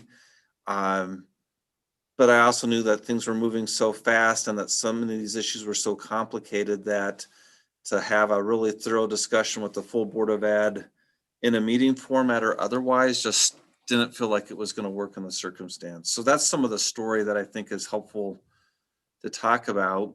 If I were to look at things about how might we approach bringing some clarity to this issue in the future, I've just written down who, what, for how long, other kinds of terms like that. So let me just talk more about things that I could see potentially being ways of approaching this issue. One is, I do think having a trigger circumstance about when we're going to allow some agreement to be executed or something to be changed short of ratification by the members and by the Board of Education is important. And it could be unforeseen circumstances, which is pretty broad language that I've heard some people say. You could talk about emergencies. You could talk about unforeseen circumstances that can't wait to be addressed through a ratification or board action process. I just think having something that sets the parameters about in what circumstances can we have a letter of agreement would be helpful. I would say, just by way of example, there are some things in Board of Ed policy right now that I think have worked pretty well from their perspective around the authority that I should have or should not have. So there are times that they'll say, it's okay for you to go out and approve expenditures of funds up to $500,000 without first notifying us or without getting our approval. And I think in terms of their authority to be the holders of the district purse, they felt like delegating up to that level was fine. There's other circumstances where I have to give them notice and a chance to say, no, you're going down the wrong path without them formally having to approve. So I'm just tossing out some approaches that I think have been useful in that circumstance. There's other places where they might formally approve afterwards, things like principal hires that you could say are within their responsibility about personnel and decisions of the district, but they've given a lot of delegation of authority to the superintendent to make decisions without first checking in or seeking approval from the board about those things. So I toss those out as things for us to consider as precedents or examples that could be useful. I do think clarifying the who moving forward is important, and that's part of the reason why I told the story. I don't think it works if it's Dave and Mila or Dave, Mila, and Chris huddling and deciding what should be done. I think conferring with the Board of Education and with either DTA IBS team members or the DTA exec team is important. I think we often are served well by providing notice to people before it's a done deal, just so they know this is what we're planning to do. And if we've misjudged what kind of solution we've come up with and how the membership and the board and other stakeholders are seeing it, giving notice before it's a done deal can often be helpful. I also think there could be benefit in clarifying that these kinds of decisions should only be for things that are going to be of short-term duration, less than a school year, for example, just so people don't feel like we're circumventing the accountability processes of ratification and board action and letting little groups of people just make all kinds of decisions for things that are more longstanding. So it's a long rambling set of ideas and concepts that I thought I would toss out there and could be helpful as we look at developing a solution. They may be ideas that help us. So Kathy, I'm going to come back to you since it was your question. Oh, I'm sorry. Oh, go ahead, Dave. Go I ahead. just wanted to clarify. You're right, Chris. On yes. So I consulted and on a regular basis. Deb probably got tired of my text messages and emergency meetings in the spring on many of these different issues as we were trying to, Deb and Laura, who did amazing work with us on the executive team and on this team in that space with meetings and phone calls and text messages. I can, like I say, go into more detail of how the actual process worked for this one MOA, which is the clearest one. But I also wanted to say why I kept using the I language as well. You're right. I was saying it in a buck stops here kind of mentality, but we were all navigating in such uncertain waters. I felt like I was carrying. People were like, okay, this is what we think we need to do space, right? Was that responsibility space. And so you're 100% right. I think we did the best we could in a trying time to reach input and get people's feedback. I think with this particular one, a great part of that example of that is, Mila and I and others had kind of reached a draft proposal, which we floated to different people. And then people pointed lots of flaws in it. In the original draft of the MOA that went out for evaluation, we didn't have an option for probationary educators to finish their evaluation. We didn't have that part of it. We modeled our work off of what other districts were doing, and that just wasn't what they were doing. We had different issues. And so we said, well, wait, Mila lifted it up to folks. I lifted it up to folks. And specifically the exec team, and they said, time out, Dave, that's off base. Let's circle back. And we did. And I think what the end product, because of that circling back and,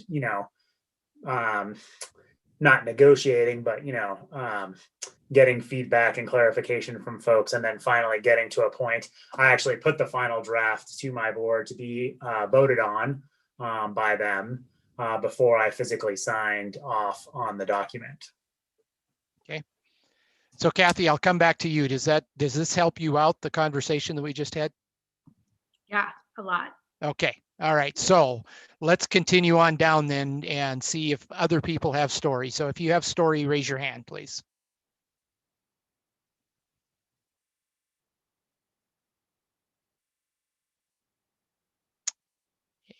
Marty. I've just got questions. Okay, go ahead.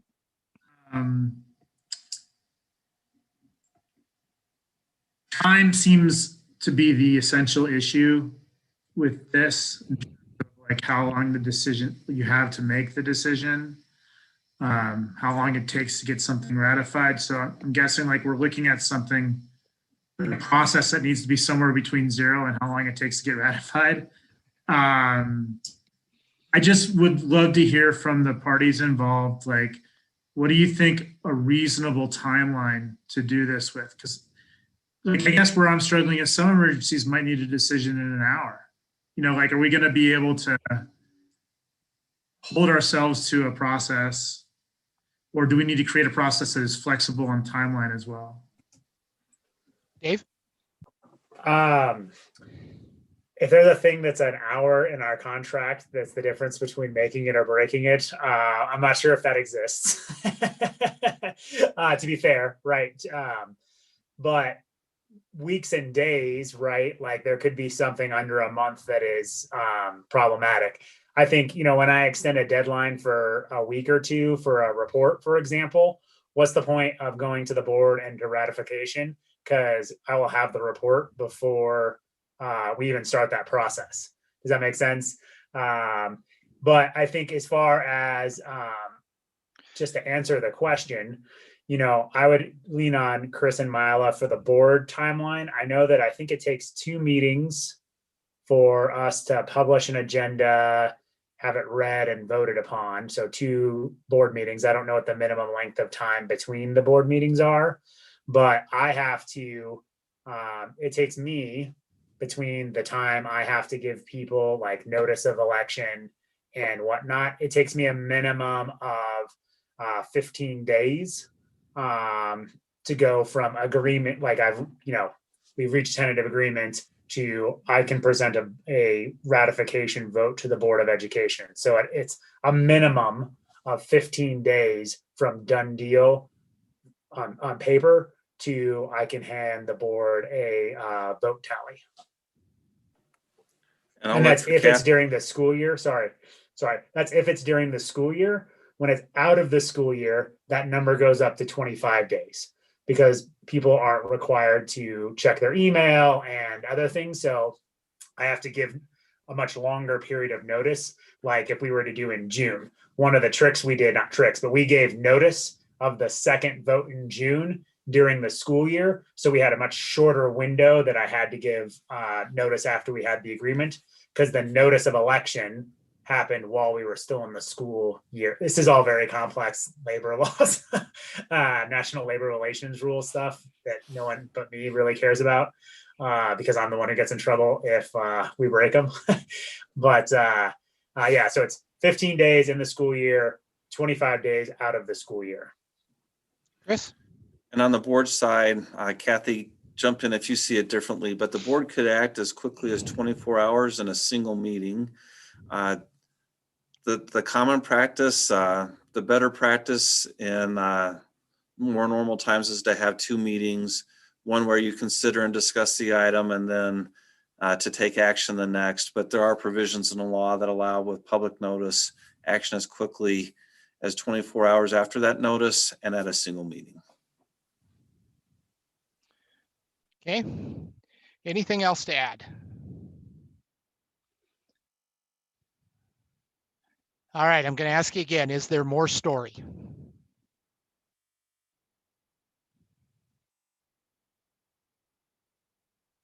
And if not, I'm going to go ahead and go ahead with some interests, or yeah, interests.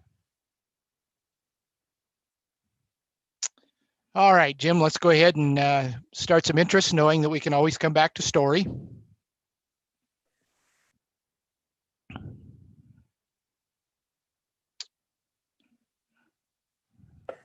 You've got Dave's hand up. Oh, sorry, Dave. I was just waiting for the interest when you're ready. Okay.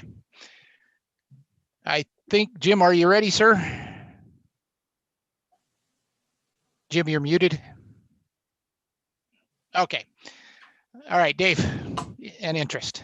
I have an interest in a transparent process.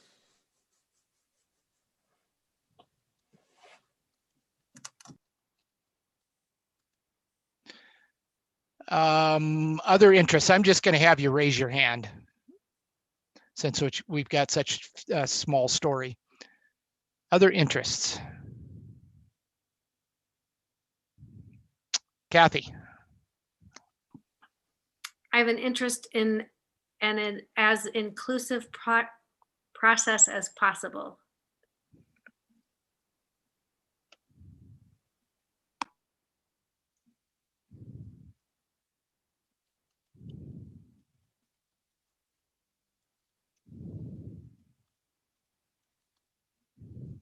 Laura Leppy.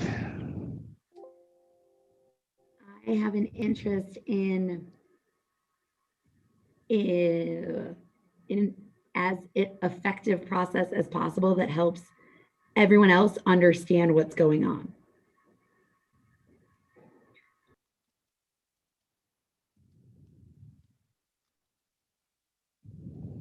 Also, I can't put my hand down, so if someone wants to do that for me, that'd be great.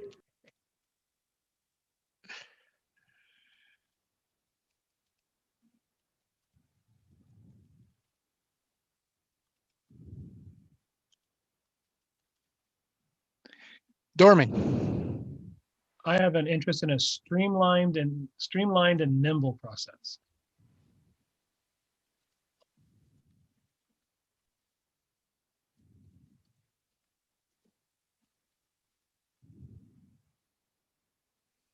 Other interests.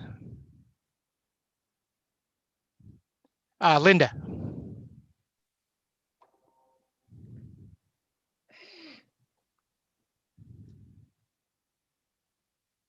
Linda, you're still muted. I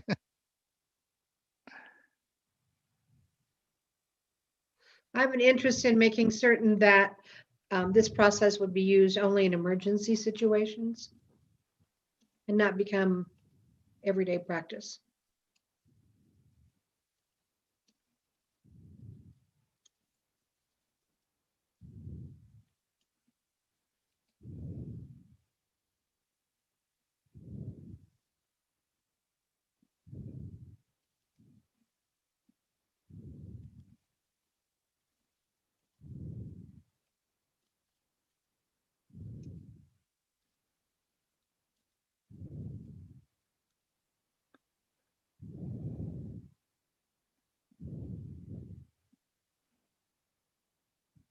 Okay.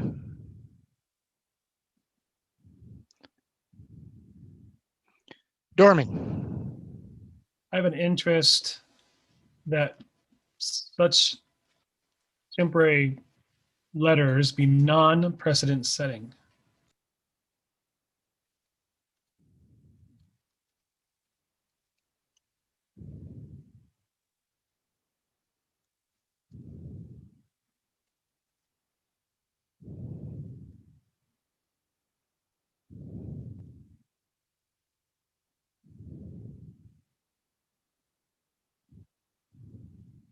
Kathy. And Mila's hand is up, not on the little handy hand thing. Thank you. I have interest in a defensible process, so it holds up to scrutiny.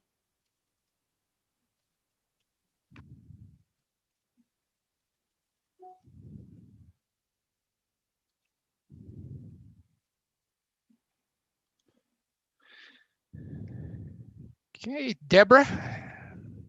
And I did get you, Mila. I have an interest that this process be limited in duration, so the letter of agreement is not ongoing.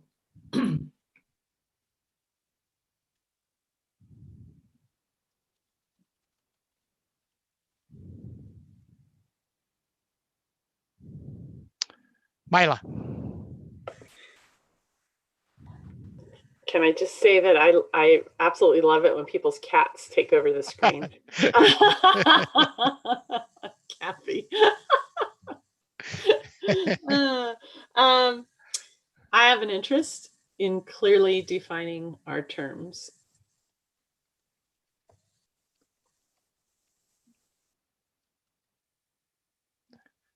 Ian.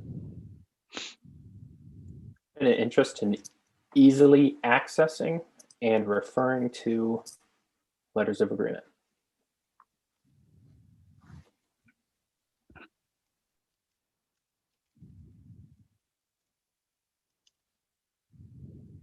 Referring to what, Ian? I'm sorry. Accessing and referring to the letters of agreement.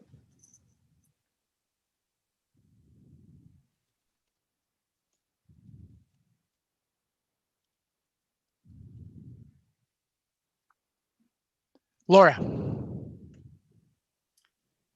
Have an interest in a process that allows the district to continue operations in emergency situations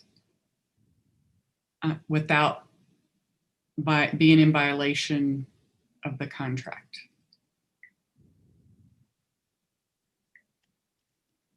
That's very long and complicated, if there's a better way to put it.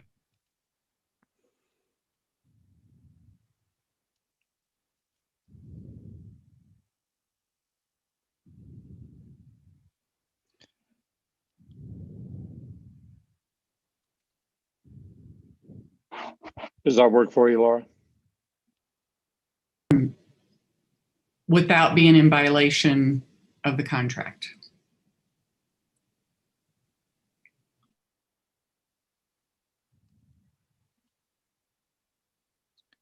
Other interests.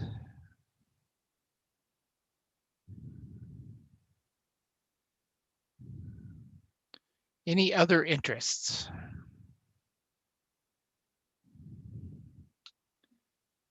I don't see any, Jim, so let's go on to the options. And I'm going to do the same with the options. If you have an option, raise your hand.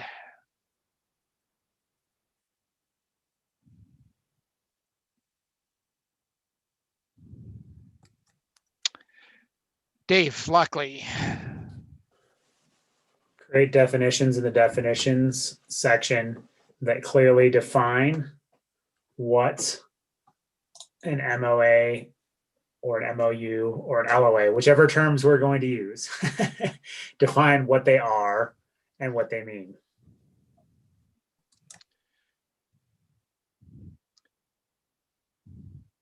And Dave, you may have to repeat that because I got ahead of Jim. That was my fault.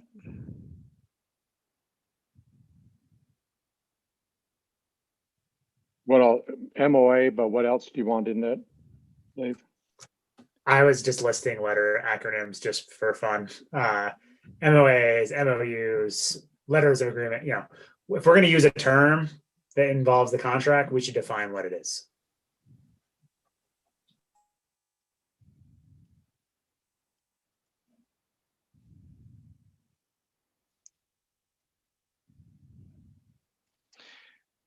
Laura, your hand's still up. Do you have an option?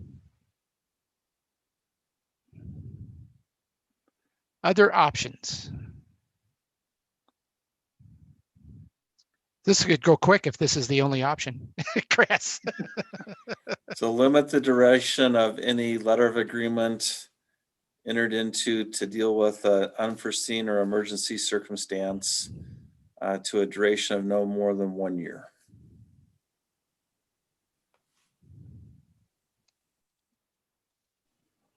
I got you, Dave. Hang on just a second.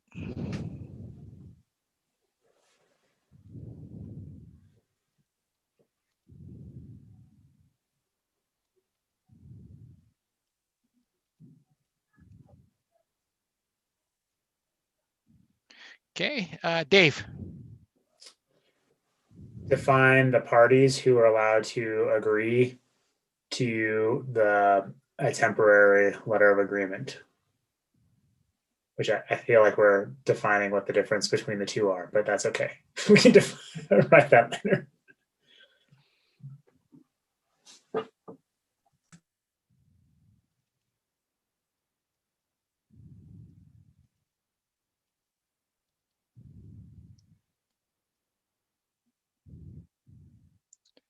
Other options. Mila has her hand up. Thank you, Mila. Thank you. Determine a it's Ian's point. It's determine a storage place, that's not the word I'm looking for, help me here, but yeah, determine a manner of, go ahead. Repository. Yeah. Determine how these temporary agreements are stored and accessed. Determined a location.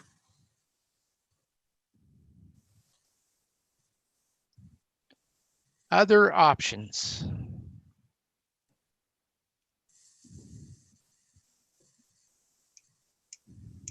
Kathy.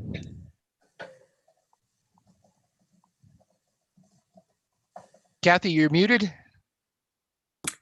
Darn, I thought I'd get through a whole meeting without doing that. So my cat's about to strike me. This is really, she's really not cooperating. My God. So we have the people who can decide, but determine the parties who should be, I don't know, consulted, or I guess that's the word I'll use.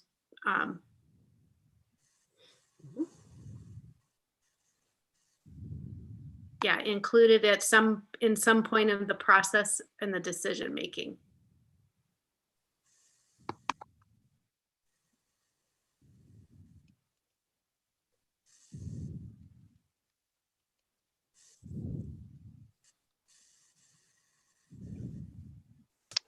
Marty. Determine the conditions that would trigger the authorization to do this process.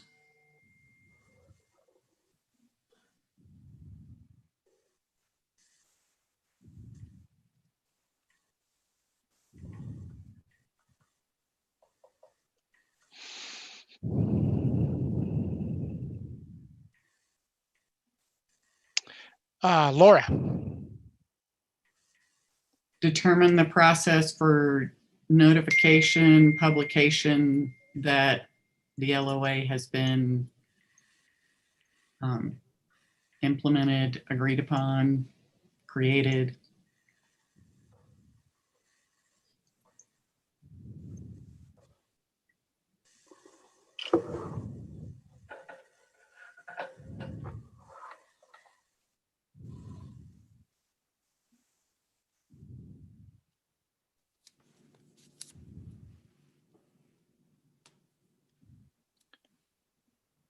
Chris. So this may or may not be a viable option. I'm just wondering if, given what Dave shared about St. Vrain and the flood and the common circumstance that we all faced with the COVID emergency in the spring, if there's other districts that have developed language clarifying how this should be done, and if so, examine those options to see which parts of them or those solutions, which parts of those solutions might work well for us.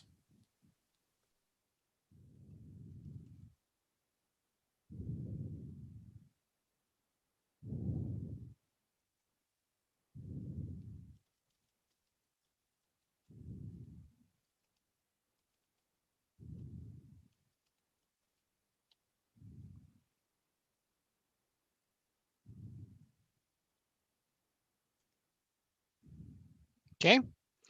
Other options.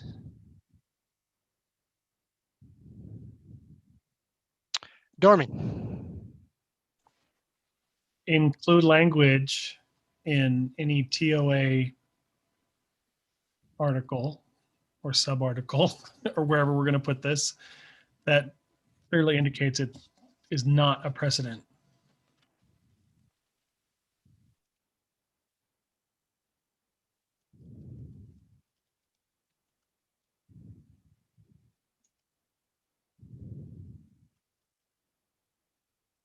I'm trying to make the acronym TLOA.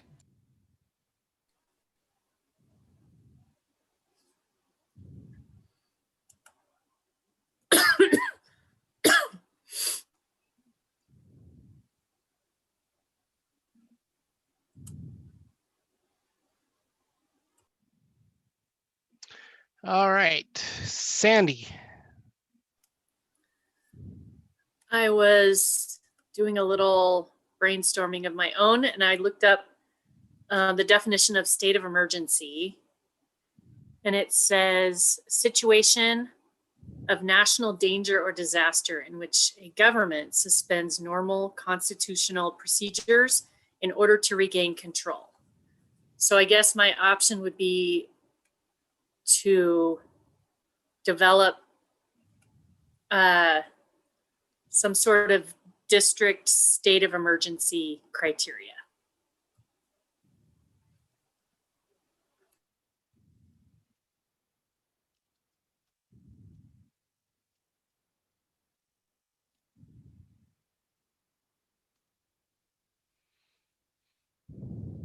Other options?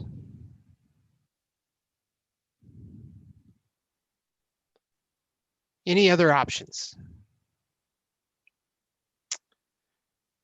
All right. Go ahead, Chris. I guess other options would be to change the existing ratification process and timelines under the agreement so that we could have quicker ratification than what's currently provided.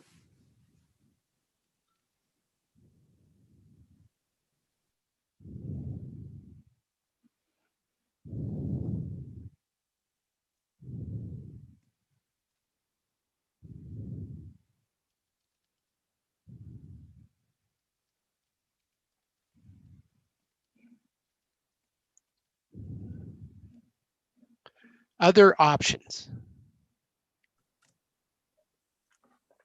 So I need to add to go to story to what Chris said.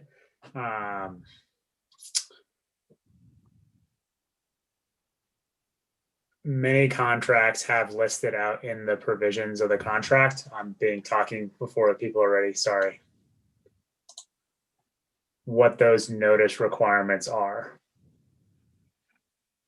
To my example about this is just to explain that story. To my example, we have to default to the labor relations standards for how long to keep things posted because we don't have an alternative notice or timeline in the contract. So for example, Jefferson County has some of that language built into their contract, which allows them to put notice out and do elections much quicker than we would be able to. They have a ratification timeline as part of their ratification article, negotiations article.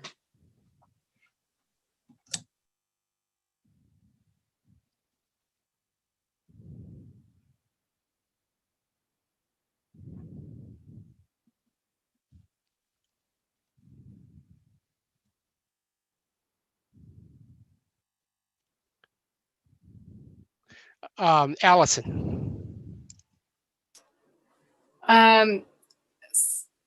I'm just wondering, is there ever a situation where a letter would not apply to the entire district? Like, might it ever just apply to one school? I think you kind of sort of mentioned something about that, maybe. Somebody answer Allison's question.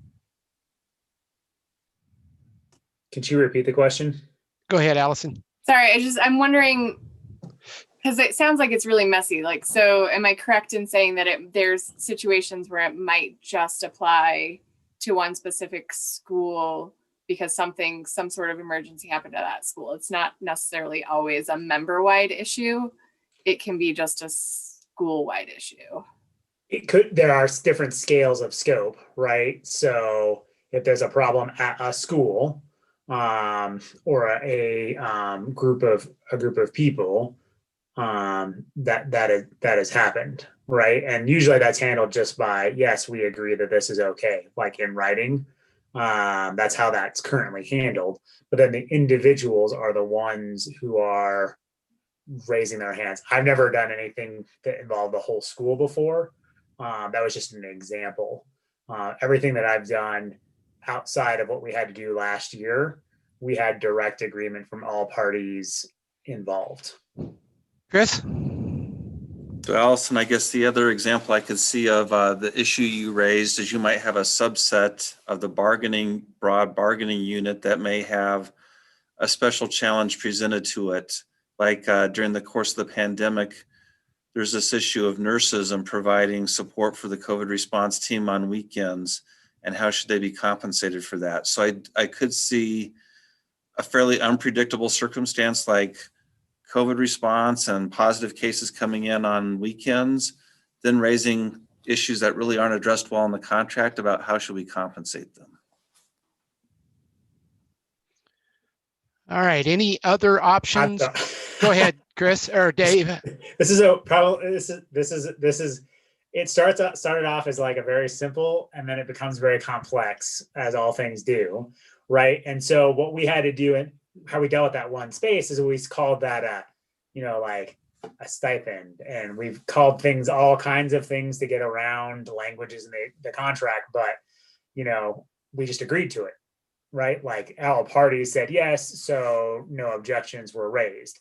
There should have been a more transparent way to say yes, if all parties agree to it, or if DTA agrees to on the behalf of, or whatever that process is, to make it legit, because we created a whole new pay structure for a pay category for on-call pay this past year. Everyone agreed to it, so we were fine with it.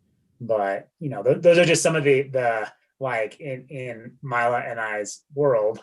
When she says she and I talk about it, it's because we talk about it, get input from folks, and then and move forward on a much smaller scale than like a pandemic. Other options, other input. All right, knowing that you can always add other options in your straw designs, do you want to go to straw design for say 20-ish minutes and see what you come up with, or is that where we're at?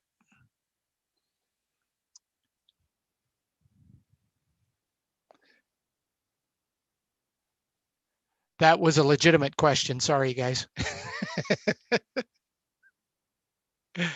Okay, I'm seeing not a rhetorical question. Yes, that's right. That's correct. I think we're a little sleepy. It kind of looks that way. So let's go ahead, Roddy, if you can, let's go ahead and put them in their straw designs for about 20 minutes and see where it goes from there. Okay.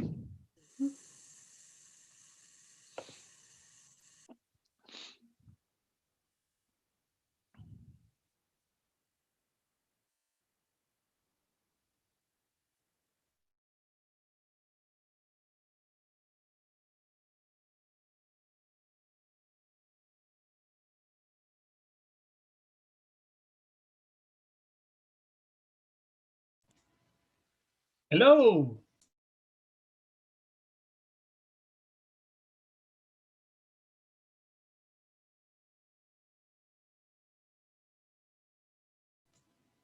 Welcome.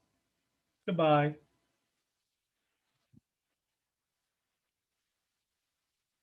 Is this the straw design, or am I just left in the main group? Mine says I'm waiting for the host to start. Maybe I got to click this link. You think I should click a link? Yeah. I have clicked, but I'm still stuck in limbo. So where are the links to click? Because I can't find my email. You can't find your email. There's also like on the home, can you get like do you have like a screen share with the links on it? Yeah, right now I see it, but I can't like click on it or highlight it or anything. Okay, I'll do some further investigating on my email.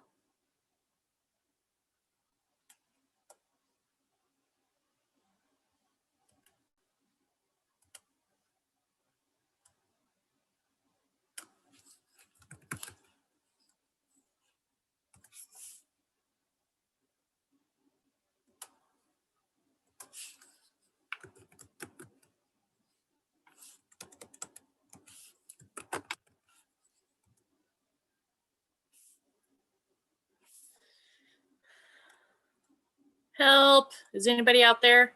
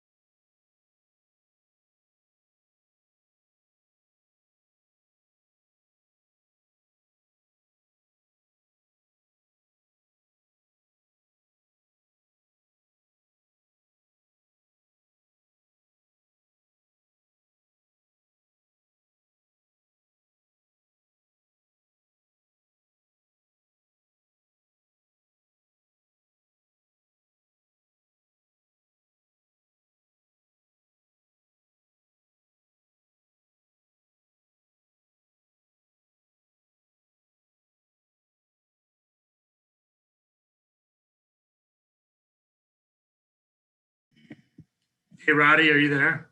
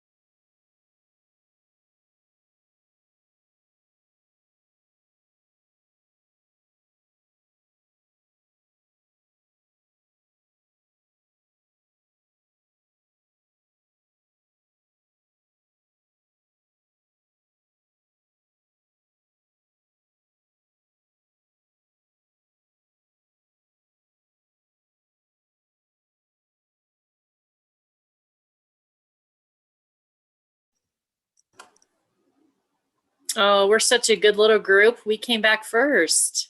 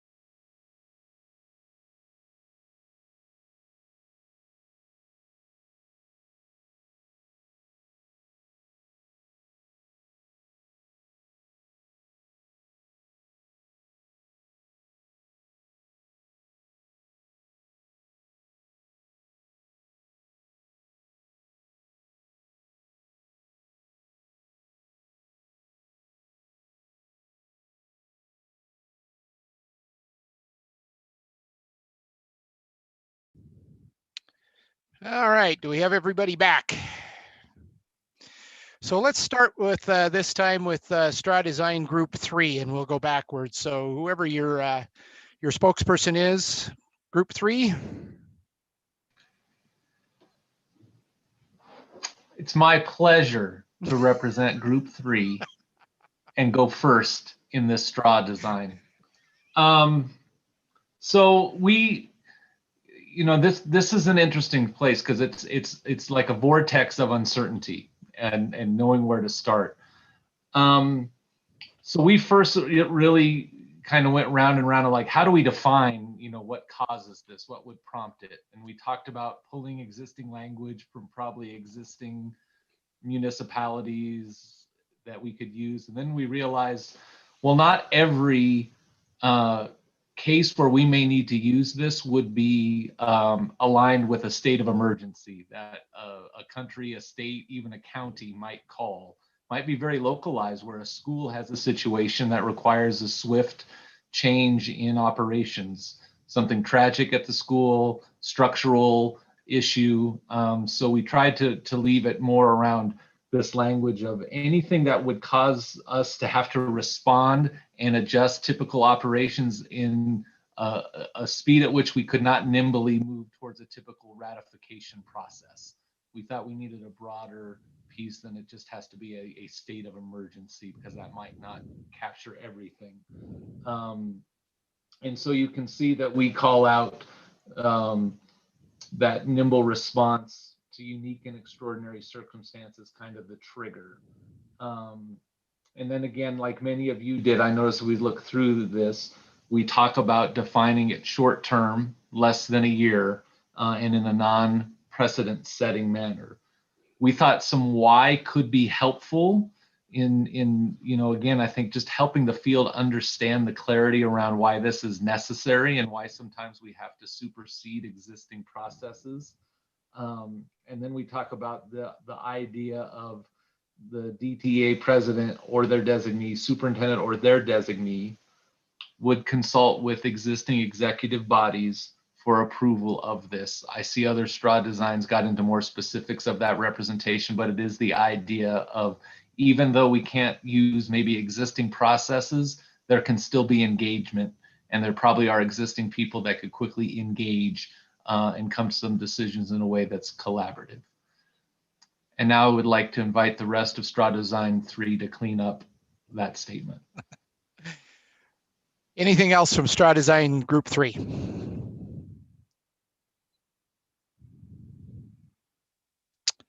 All right, questions from groups 1 and 2 to Straw Design Team 3.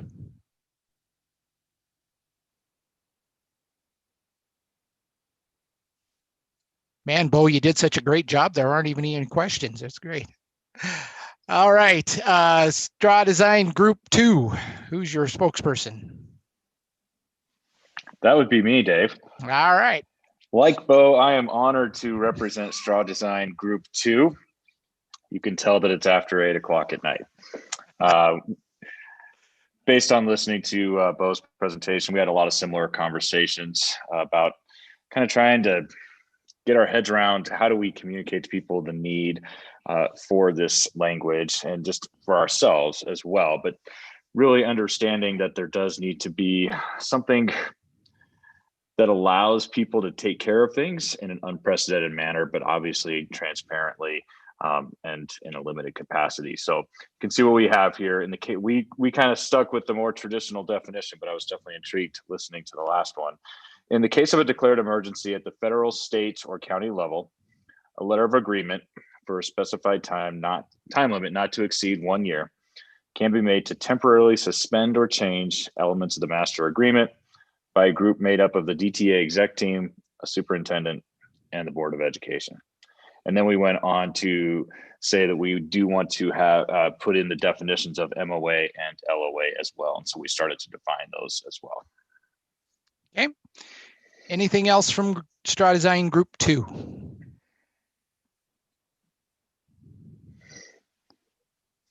All right, questions from 1 or 3 to Design Group 2.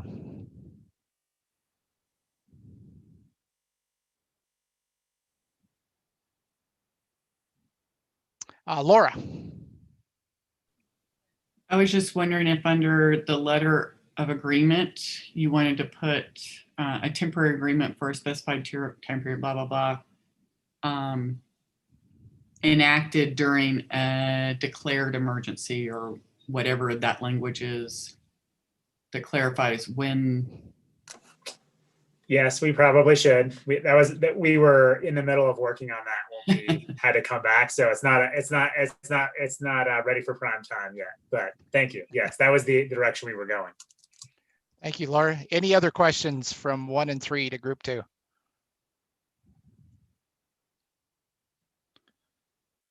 All right, straw design group 1. Who is your spokesperson? We didn't identify one, so I'll take it. And I too am honored to do this for the group. We had very similar thoughts. We thought that it would be permissible for the LOA only to be drafted by the consensus of representatives from the district board and educators association. We thought that the duration could be of these temporary letters of agreement as a single school year unless revisited and extended. We actually talked about changing the title to more emergency letters of agreement rather than temporary letters of agreement, that could create a bit more urgency and understanding that these are not typical circumstances. Let's see. I think that's pretty much what we have. Okay. Anything else from group 1? So Dave. Oh, somebody said so. Go ahead, Kathy. Go I ahead. just wanted to clarify that we are recognizing that the pandemic is taking over a year and we don't want things to be at a hard stop at a year. And then Linda mentioned like when Federal Heights School building burnt down and they had to reclassify staff and that was much longer than a year. So we didn't want to, it's got to be revisited maybe within a year, but it should not have to like stop and completely be redone if the parties agree that you could extend it. So that was our discussion. Thank you, Kathy. Dave? I just had a question. We publish the MOAs currently in the back of the master agreement. Did you guys group talk about where a good repository of these, whatever we end up calling them, temporary LOAs, emergency LOA, whatever it is. Did you guys have a conversation about where would be a good repository for that? We did not. Well, Linda brought up, sorry, Linda, I'm putting you out there. She brought up that, she was wondering where it would go. So we talked about that briefly because we all agreed that we didn't know, but that was it. We did have one more detail that I just see a difference in one group. We talked about the format of this team having a representative from the board, the Teachers Association, and administration, and keeping that kind of as a trio involved in all of the decision making, we felt would honor the setup of our team, and all voices would then be heard. Okay. Anything else? Can I ask a more wondering question for all groups? Sure. Because this repository question has been kind of sticking with me. I wonder how people would react, and this may seem funky, but if we were to write in that the repository would be in the subsequent, like the next year's contract, it would be published in the next contract year. So it's held because both parties have to hold those documents for in perpetuity. I know it's not in effect for that school year, but I wonder if that, instead of like republishing the current year's contract, that if we say that they'll be, sent to the community or sent out to the, distributed to the district employees and then deposited in the next year's contract for record keeping reasons. It's a wonder. I just don't know. Kathy, would you say what you put in the chat?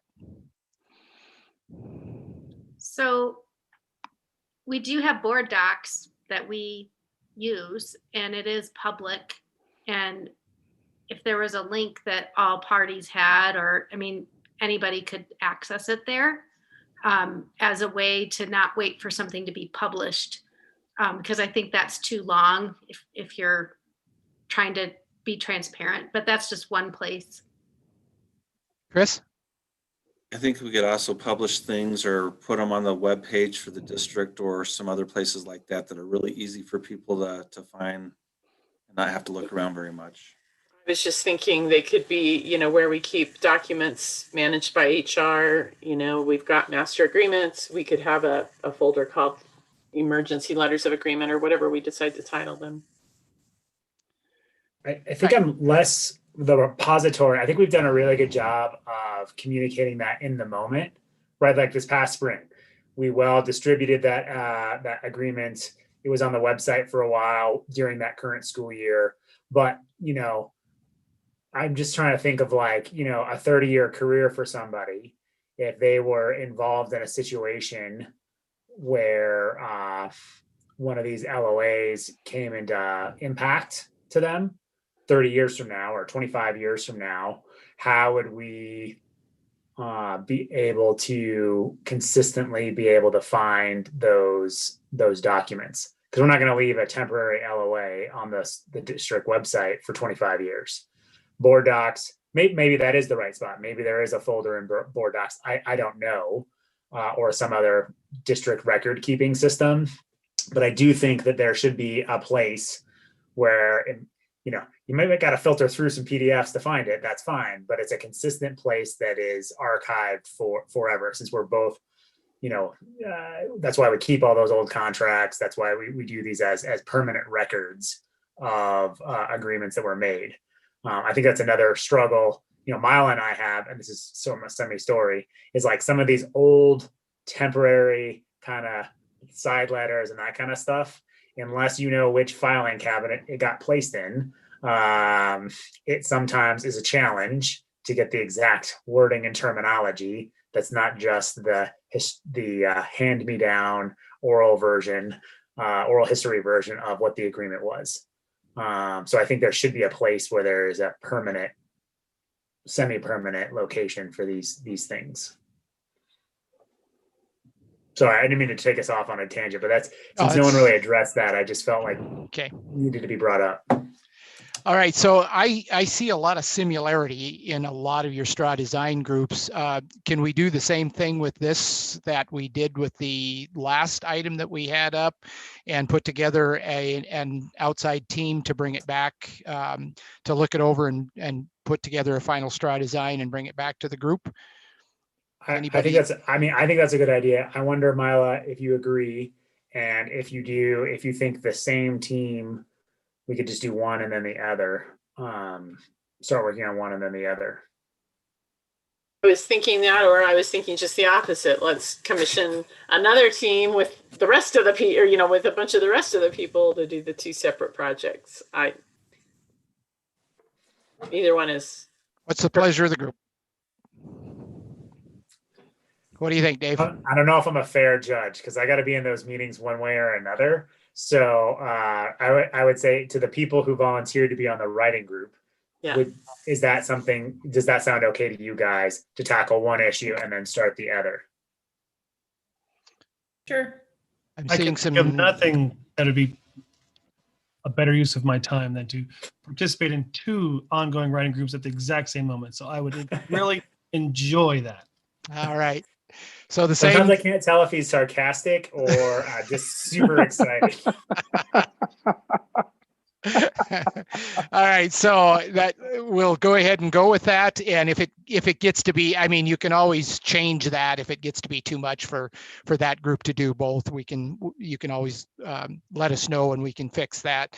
So the same group that's working on Article 12 will tackle this and bring it back to the group next time we meet. Is that correct? All right. Anything else for the good of the order tonight? We're a little over time, about 5 minutes, so we need to do a checkout And are we ready for that, for the checkout? All right, thought for the day, and we're going to start with Chris. I think it was a good night. I know it's been a long day. A number of us started the day with a 3-hour plus Zoom call. So I see some of the energy ebbing at the end of the day, and I think it's completely understandable, but appreciate everyone's productive efforts and wrestling around with complicated issues. I feel like good progress was made. Oh. Yeah, I agree. You know, not every night are you going to have your full faculties or full energy, especially in the middle of February, but it was a good night, and this is a great team. I'm proud to be a part of it. Heather Espinoza. I would agree. A lot of good conversation, and we made good headway on lots of issues. Shelley.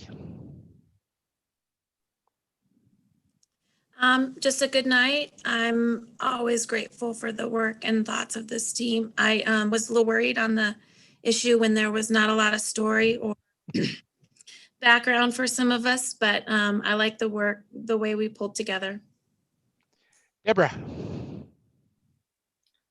Yeah, I found the conversations really interesting. I like how we really got Article 12 kind of ready to move off our plate. I find it interesting. These are not necessarily the sexy topics that we often deal with, but I love the conversation. Teresa.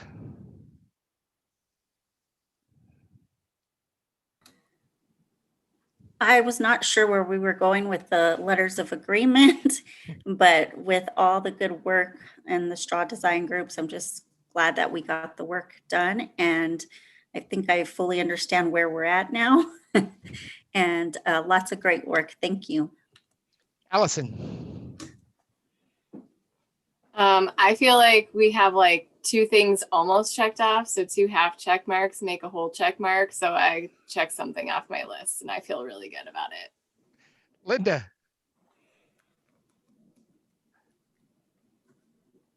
Continued progress. Sandy. Yeah, I was super confused about the letter of agreement. And then like we do, we had such great conversation and everybody was asking questions and I felt better about not knowing exactly where we were going. And I had a great straw design group and it worked out really well so far. Mila. Yeah, I've heard Dave say this before, trust the process. So, you know, we had kind of a foggy issue, but we really surfaced like all aspects to come up with some really good solutions. So Matt. Oops, sorry, Mila, I didn't mean to interrupt you. Matt. Yeah, it feels good. I think despite the fact that it's February and we're all probably running on fumes, we are getting close on a couple of things. So well done, people. Have a good night. Ian. I'm inspired and encouraged that a very transparent and trusted team here wants to be even more transparent and instill more trust, given these letters into memorandum. Thanks. Kristen. Thanks everybody for the thoughtful conversation and happy early Valentine's to all of you. Kristen, I thought you were going to have to do that by sign language off of the last time I called for you. So, Kathy. Really good conversation and good progress. And I just want to express my thanks to the writing group just for bringing it across the finish line. I think that's a good work. Laura Mitchell. First, I was going to ask Chris, I see that facilities are still turning the heat off, you know, about 6, 7 o'clock. But I thought there was lots and lots of great dialogue and most productive I've been in about a week and a half. So I really appreciate feeling like I've accomplished something. And of course it was with all my friends. So thank you very much. Marty.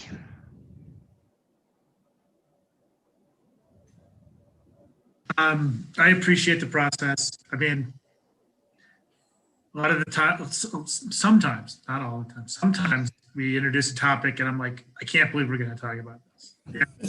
The process. Like I learn a lot, and so being here allows me to be a learner and stay open to new ideas, which is, I think a good thing. So thanks. Dave Lockley. I appreciate everyone bearing with me on a very much technical issue between myself and Mila through this process. And I think one of the hallmarks that this team and what makes us successful is, some of what Ian said about our just very open, frank, and transparent process. And I know I said this to my straw design group, but I think that every part of our organization and everything we do should have that degree of transparency. And so sometimes weird things have to be brought up in order to get that, transparency across the board. So all parts of our system operate as efficiently as we do. Laura Leppy. I'm laughing at the chat. That was amazing. You are woke. I love you, my neighbor.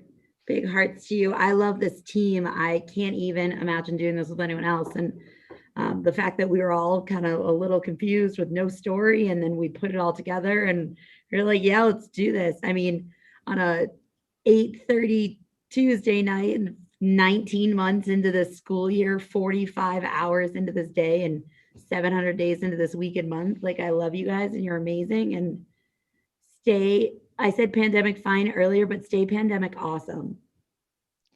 Nancy.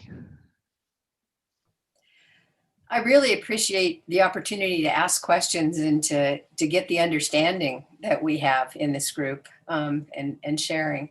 And thanks to the writing team for taking on both of those issues. I know you'll do a great job. And like Kristen, I wish you all a happy Valentine's Day. Dorman. I'm tired. I love all you guys. Have a good one. Heather. Great night. This process does work. The team is excellent. So thanks for everything. Jim. Thanks for all your work. You'll be pleased to know that during one of the short breaks, Dave had me go in, take a picture of my closet, send it to him rather, and he's going to help me organize it better next time. So thanks for all your work, people. In your dreams, Jim. No, it amazes me the patience you have with each other. No other team that I work with comes even close to that. And so I was really impressed with the work you did tonight. I'm like a lot of you, when we had this much story, I thought, oh boy, this could be a long night, but you pulled through and did a great job. Thank you guys so much for all your time. And like Jim always says, thanks for what you do for the kids in our communities. Take care, everybody. We'll see you next time.